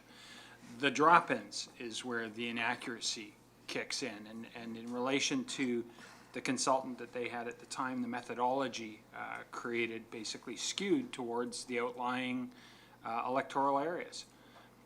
So when it comes to the aspect of the data collection, that was one of the main arguments, let's call it. Downplaying the fluctuation. If an area is a small participant and therefore their participation amount is 4%, that 2% potential error that could occur, recognizing I'm speaking just to the drop-in side of things, if they go from 4% to 6%, that's actually a 50% increase in usage. So on a percentage basis, it is significant. And the areas that are represented by the electoral areas are a small piece of the overall budget, but it's still a big piece for that electoral area. And so while, you know, an area like North Cowichan, a switch of 2%, you're not even going to notice it. An electoral area, a switch of 2% is significant when it comes to that. In terms of the governance side of things, what they did in the regional district in Nanaimo, it's actually split into two separate areas. There's the north area and there's the south area. The south area is the city of Nanaimo, Lanceville, Area A and Area B, and they contribute, Area C as well, they contribute to the function itself, and they actually have representation on the City of Nanaimo Parks and Recreation Commission. So they didn't create a new group, they utilized the City of Nanaimo function for that aspect. So it's not all rosy at the Regional District of Nanaimo. I'm not saying that there's a better way, because one of the big discussions has always been, how else can we possibly do it? But there needs to be recognition of that data fluctuation, because it is significant to the small areas as opposed to the large areas. Thank you. Director Stone, Sebring, Staples. Perfect timing. So data analysis and samples, when you have a plus or minus 5% sample variation, it affects each sample proportionately. So a 2% sample doesn't become possibly 7, it becomes 2.1% possibly, or 1.9%. So when you talk about a variability in a statistical analysis of 5%, it affects every sample proportionately. So just to be clear, if it's a 2% and you have a plus or minus 5%, it affects all samples proportionately. So the error rate for the 2% sample is 1.9 to 2.1%, not possibly 7%. Also, the repeated data samples increase the accuracy over time. So if we were to agree on a more frequent set of data samples up front, so you were looking at, say, a 2-year cycle to start with to get a stronger baseline, the plus or minus percentage of those data samples shrinks over time. Absolutely impossible, really, to do without basically every person being accounted for at the door for every hour of every day for an extended period of time. But the whole point of polling and statistical analysis is to use methodologies that will hopefully isolate that over time. And we spoke to it earlier, seasonality, time of day, the methodology has to be somewhat statistically sound. Just based on, I don't know what we've heard so far, I think that there are some things that I think sound quite universal. One is the accuracy of the statistical analysis. So looking at the seasonality, the methodology behind it is part one. Two is the frequency of sampling, especially as we establish a baseline on the front end of the process. I would recommend 2 years for the first 3 cycles, and then, you know, whatever, there are a few years, every 4 or 5 years after that. I think politically speaking, every 4 years, smack dab in the middle of your term, that sort of middle rolling year would probably make the most sense. I still think local input on governance is absolutely critical. I think that if the commissions and committees, I would hope that staff could come back to us with a recommendation how a sub-regional / facility-based advisory model could be incorporated into it so that we can keep the local inputs. Talking about the Lake Cowichan issue, the sum of all those pieces, I would think that 405, Function 405, could live on minus the Cowichan Lake Sports Arena, so that portion, the Cowichan Lake Sports Arena, could be part of the regional recreation, but couldn't that commission continue to live on and just fork their recommendations? So all the stuff that is relevant separately from the major facility would go to 405, and all the other ones would go to about the facility would go to the regional piece.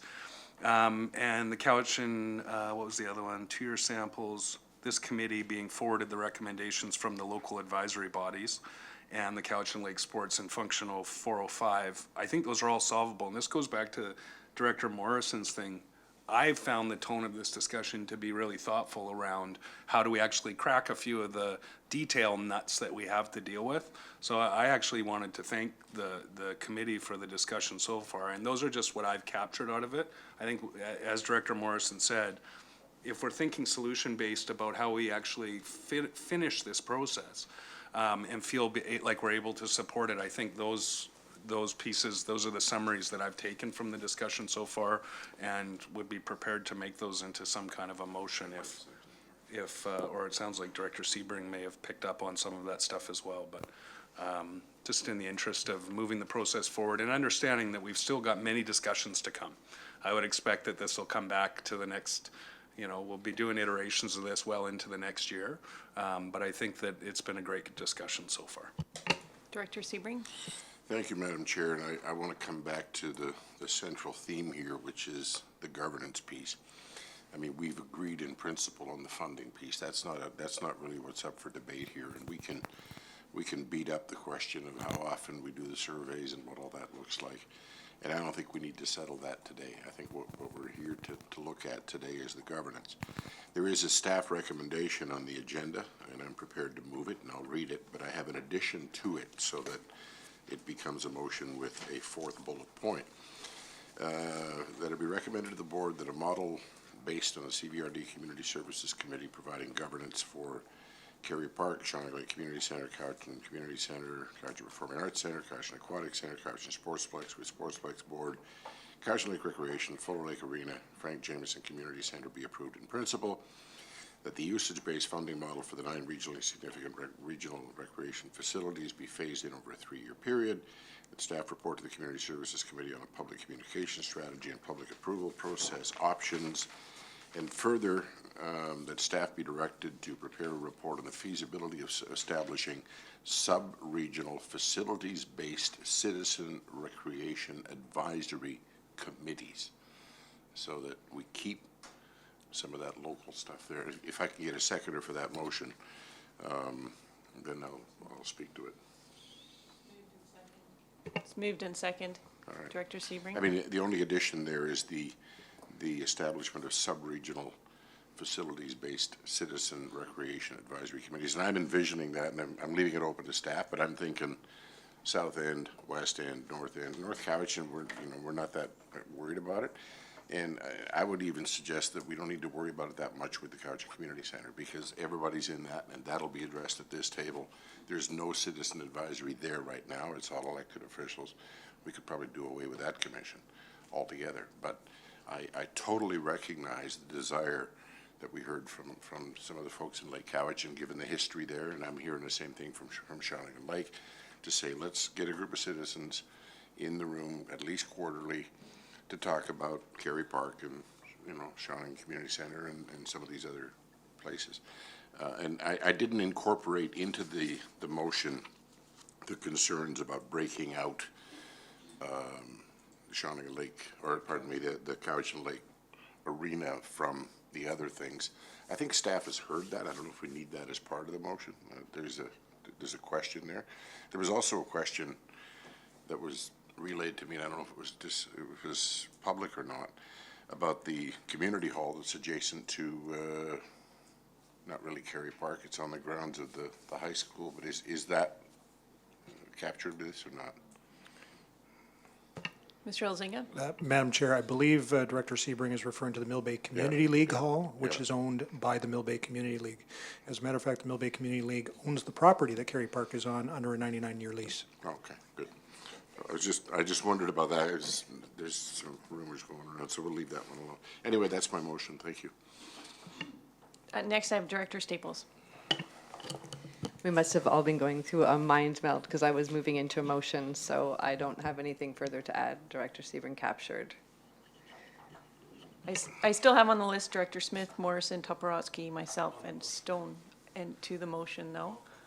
If they want to remain on the list, Okay, Director Smith.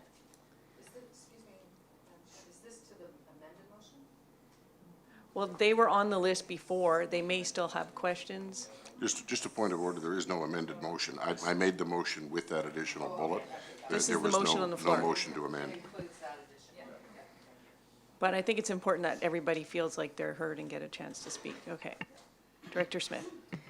So I have a couple of things. One is the Lake Cowichan Recreation, based on this moving into a governance model, should it be very clearly stated? Not sure who could answer that it should be very clearly stated that it would be the Cowichan Lake Sports Arena in here. Otherwise, we're approving a model to take the whole Cowichan Lake Recreation into this governance model. And the other question I have is, under the Cowichan Sportsplex, which is a not-for-profit organization that manages and operates the Sportsplex, how would we have governance over that area other than money? How would this table have governance over a group that already has its own governance and its own board? So can someone please answer first if Mr. we should Elzinga? remove those? And Madam Chair, through to the director on the first point, an amendment from Cowichan Lake Recreation to Cowichan Lake Sports Arena, I would deem appropriate. And so if that was an amendment to the motion, that is something staff could certainly work with. That's been moved and second. Mr. Elzinga? And then on the question about the Sportsplex, the reason that we put with Sportsplex Board on there is because they will certainly have decision-making ability about that property. What the Community Services Committee would now do is provide governance for the taxpayer subsidized portion of the budget. Yeah. Yes, correct.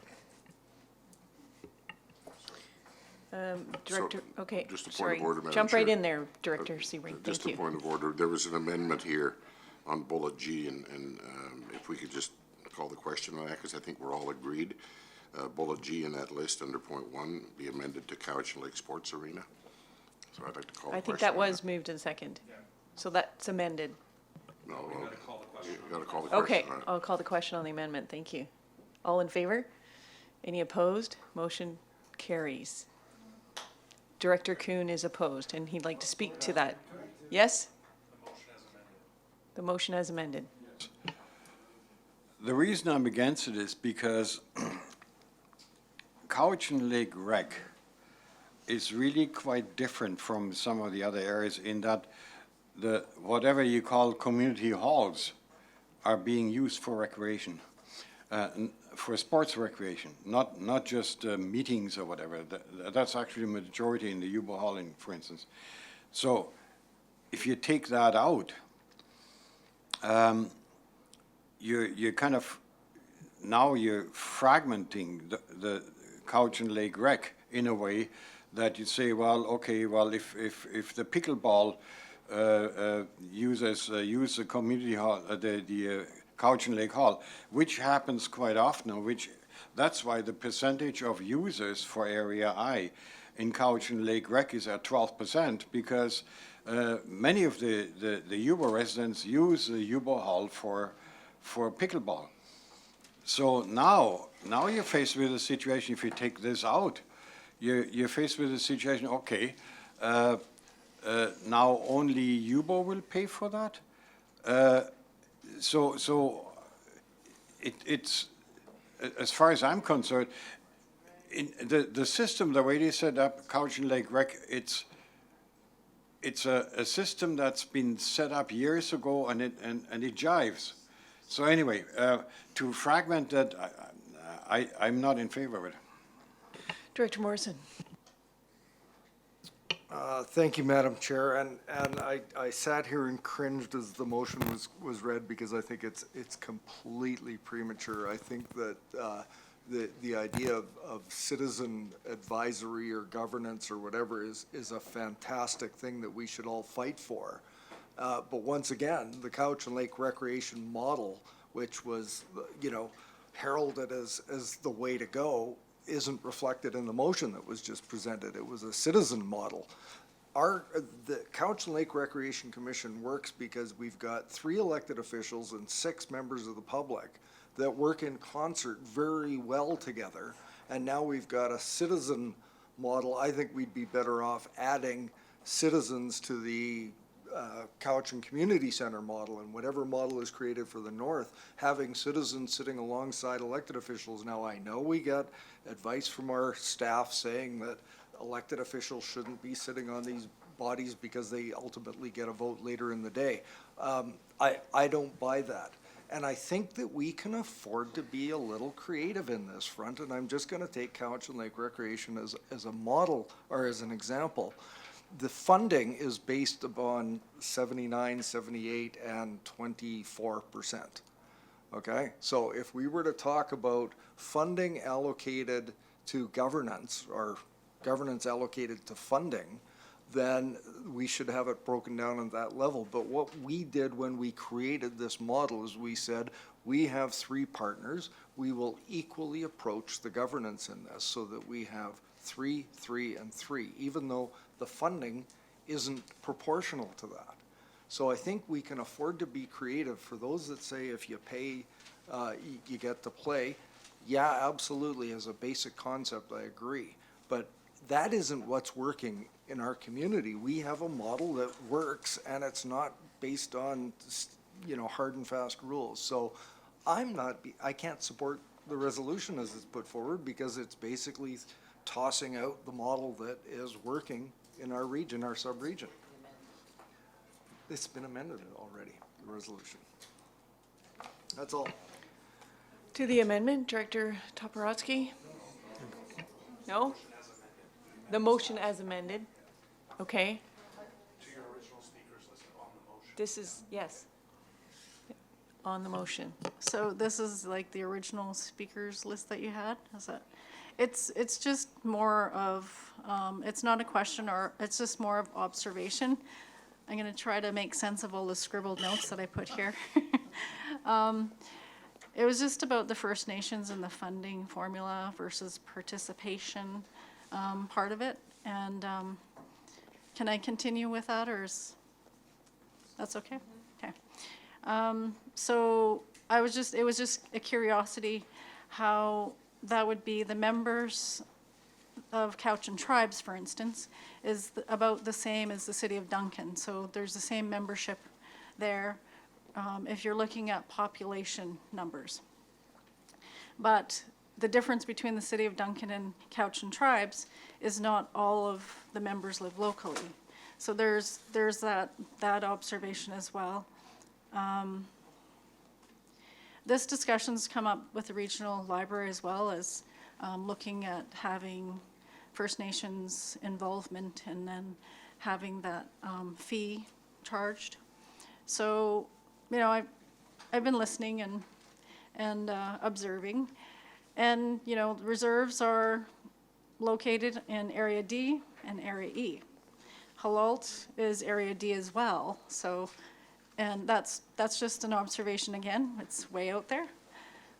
But the other thing too is First Nations don't have a tax base. They're struggling economic development, but that's a discussion for another day. I just wanted to point that out in our conversation moving forward with that. So that's just making observations. Thank you. Thank you. I have a suggestion that we actually call the question to this amended and defeat it and then start over and have a new. Well, because this is actually, well, I'm concerned that we're going down a rabbit hole because the 2 directors of the area are saying this is not a good decision. So, okay, if people want us to speak to it, I've got, I'll wait for I have a question that I'll wait for staff. I have Stone, Sebring. Anyone else? So the motion asks for staff to provide some models for us to consider. I would argue that what is happening in Cowichan Lake is the model we need to follow. In Ladysmith, I would anticipate for FJCC, a council member and electoral area directors for G, H, and the town, and citizen members, 2 from each area, on that group that would make recommendations to this committee. I actually support the model that they have there. And then when it comes to the minor participants, that's where we get to have that. So even though I'll be a minor participant in Shawnigan Lake Rec Center, I can have my say at this table as a representative of those taxpayers. But the commission members are the people that are the majority funders, or advisory committee members. But I would argue that I would recommend for our area that myself or a member of council and the directors of the areas and 2 members of each community, and possibly our area First Nations as well, be those people to make recommendations to this committee. So I don't think this motion, deep six is that. I would say if that's what the members of this board or committee feel, that we let staff know that when we pass this recommendation, hopefully that's one of the models that's proposed. Director Sebring. And thank you, Director Stone. Thank you, Madam Chair. I just want to give Director Morrison as much comfort as possible here. But what we're trying to do is get to that kind of model. I mean, the additional bullet that I put on the staff recommended motion was that staff be directed to present a report on the feasibility of sub-regional facility-based citizen recreation advisory committees. And you know what? If you need a specific amendment that says makeup and feasibility, fine, we can do that. But my understanding was I want a report to say what that would look like. And what we've heard at this table is largely what it maybe should look like is exactly what you're doing out your way. So, and I think staff has heard that. And so please don't take this the wrong way. Thank you. Director Stone, do you still need to squeeze in there quickly? Okay. Thank you for doing that, Madam Chair. Your authority is well respected. So the other point was just around the piece around the other facilities in Cowichan Lake. I think that's a valid comment, but that's why I was saying that if we take a scenario where the commission essentially lives on in its present form, all it does is fork the recommendation. So if it's to do with the Cowichan Lake Sports Arena, it's funneled through regional recreation. If it's for the rest, it just stays in function 405. So in a sense, all you would do is gain more people paying into the Cowichan Lake Sports Arena and retaining the rest of function 405. I think that's an option that we need to be aware of, because the flip side of it is, if we say, oh, that's all got to be part of regional recreation, then I'm going to tell you, I'm going to come back to this table and start listing off all the other regionally significant recreation facilities in Ladysmith, in Saltaire, in Area E, et cetera, et cetera. Yes. He's got an outdoor pool that we love in Crofton. So, have you looked at me? Not very much in the last 20 years.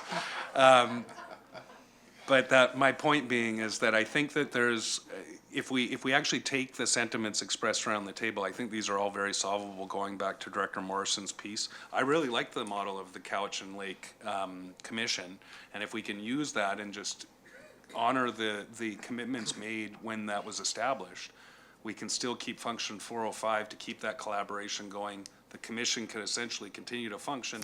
It's just that its recommendations just go to the 2 functions separately. Yeah, Director Yanni DiNardo? You're good? And then I had Director Kuhn on the list. Do I have to speak to the motion, or I just want? You can speak. There's something else that kind of bugs me a little bit. So Cowichan Lake Rec Commission, as it stands now, would be converted into an advisory body, right? So, well, I think that's what I read into this. So now this Cowichan Lake Rec Commission actually makes decisions. And that wouldn't be taking place in the future. Decisions would be made here, even on smaller items. Am I wrong with this, or where do I sit with this? Mr. Elzinga? I'll attempt to answer that. So currently, some commissions get into some operational matters anyway. And so an advisory committee would be providing input to the management structure of each facility. So I've seen things on commission agendas, very minor in nature, very operational in nature, and the advisory committee on those types of items would still be able to provide input to management. On the bigger issue things like budget, they would be coming to the Community Services Committee. Thank you. Yeah, as it is now. Can I go back to a question? I think it was answered, but I just need some clarity on it.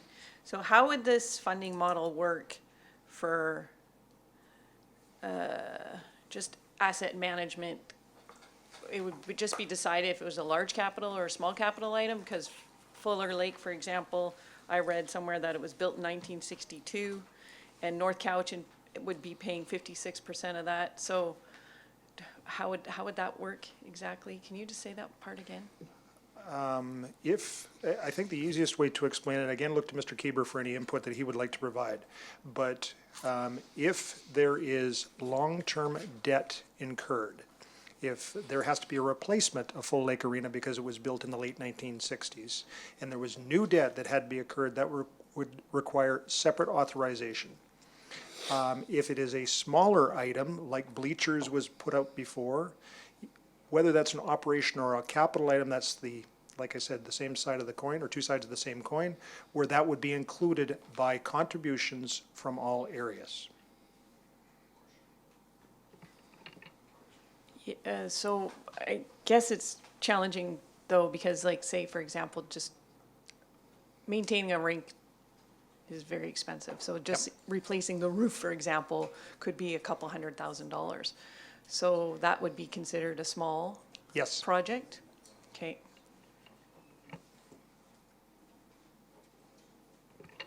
Anyone else on the list? Director Stone, did you have your, okay, Director Smith and then Stone. Thank you very much. I still am a little concerned about asset management and governance, and so I sort of have some questions about allocation of appropriate life cycle and capital reserve contributions and current loans and interest and long-term loans and short-term and capital reinvestment and funding currently set aside and grant applications, because municipalities have different ways of grant applications, and at the CVRD we're kind of one big pot and fight it out for whether we can apply for who and what. And so to me, those are some governance areas when we're looking at a governance model that we should have clarified prior.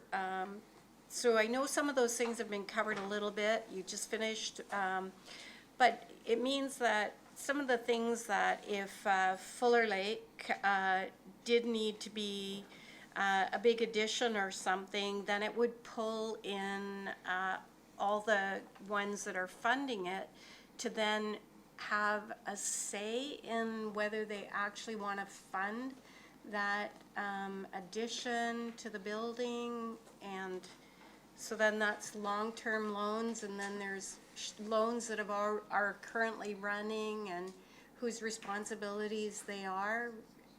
I know it's a lot of questions, but they're all financial questions that taxpayers are going to have answered. Mr. Elzinga? Madam Chair, I'll try to answer that. So with Fuller Lake Arena, for an example, as that was brought up by the director. So if there was some capital replacement to a chiller or to a roof, that would be paid for by all of the paying jurisdictions and be decided upon, if it was necessary, by the Community Services Committee. That's one scenario. The second scenario is North Cowichan residents say, we need another ice sheet and we'd like to put it at Fuller Lake Arena. North Cowichan could choose on its own to fund the construction and long-term debt of building another ice surface at Fuller Lake Arena. And then eventually we would do a usage study on that second sheet of ice, and for those operating costs of that facility would be paid by every jurisdiction. So again, construction, long-term debt would be paid by the individual area that wants that new facility, but the existing facilities operating and small capital items, short-term borrowing, or that budget, or asset management would be paid for by all jurisdictions.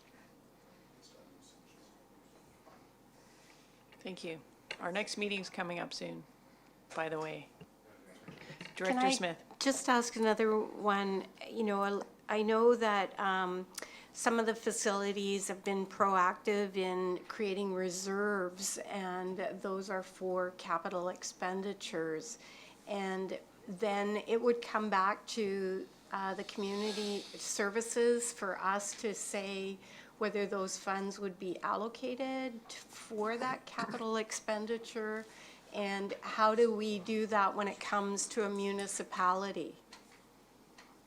Mr. Elzinga or Mr. Kieber? Thank you, Madam Chair. I'm going to jump in and try and save John. So I'm going to use Islands Cowichan Community Center, sorry guys, because they're the best example of someone who's done their homework and have built up a capital reserve. That capital reserve funding, now we haven't had this discussion, that's what John is talking about, but would have to stay with that facility. That's, I'm hoping that's put out to rest, but it has to stay there. You can't be using that money to work on Cowichan Lake or wherever, so that's, I just wanted to clarify that. Thank you, Mr. I Kieber. don't think that was the question. That was a Director good, Smith? a good answer.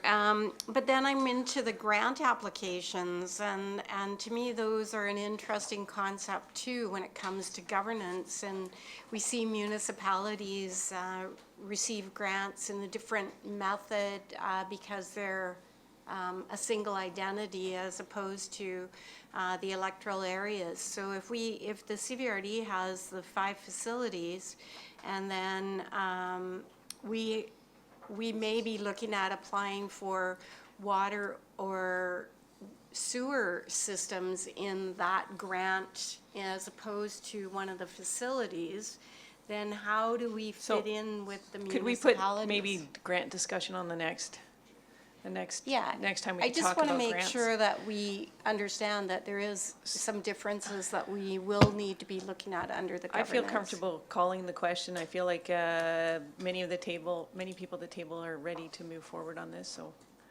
is there anyone else who did not get a chance to speak or has not felt heard? We're listening. Okay, we'll call the question. All those in favor? Opposed? Motion carries. Thank you, Mr. Elzinga. Thank you, Madam Chair. And moving on, Ms. Legault.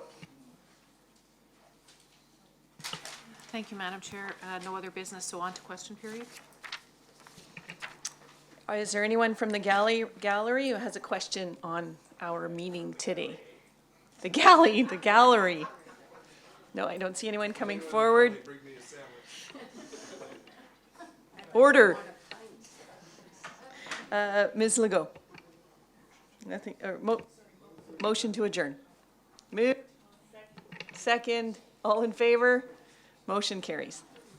See you in 4 minutes.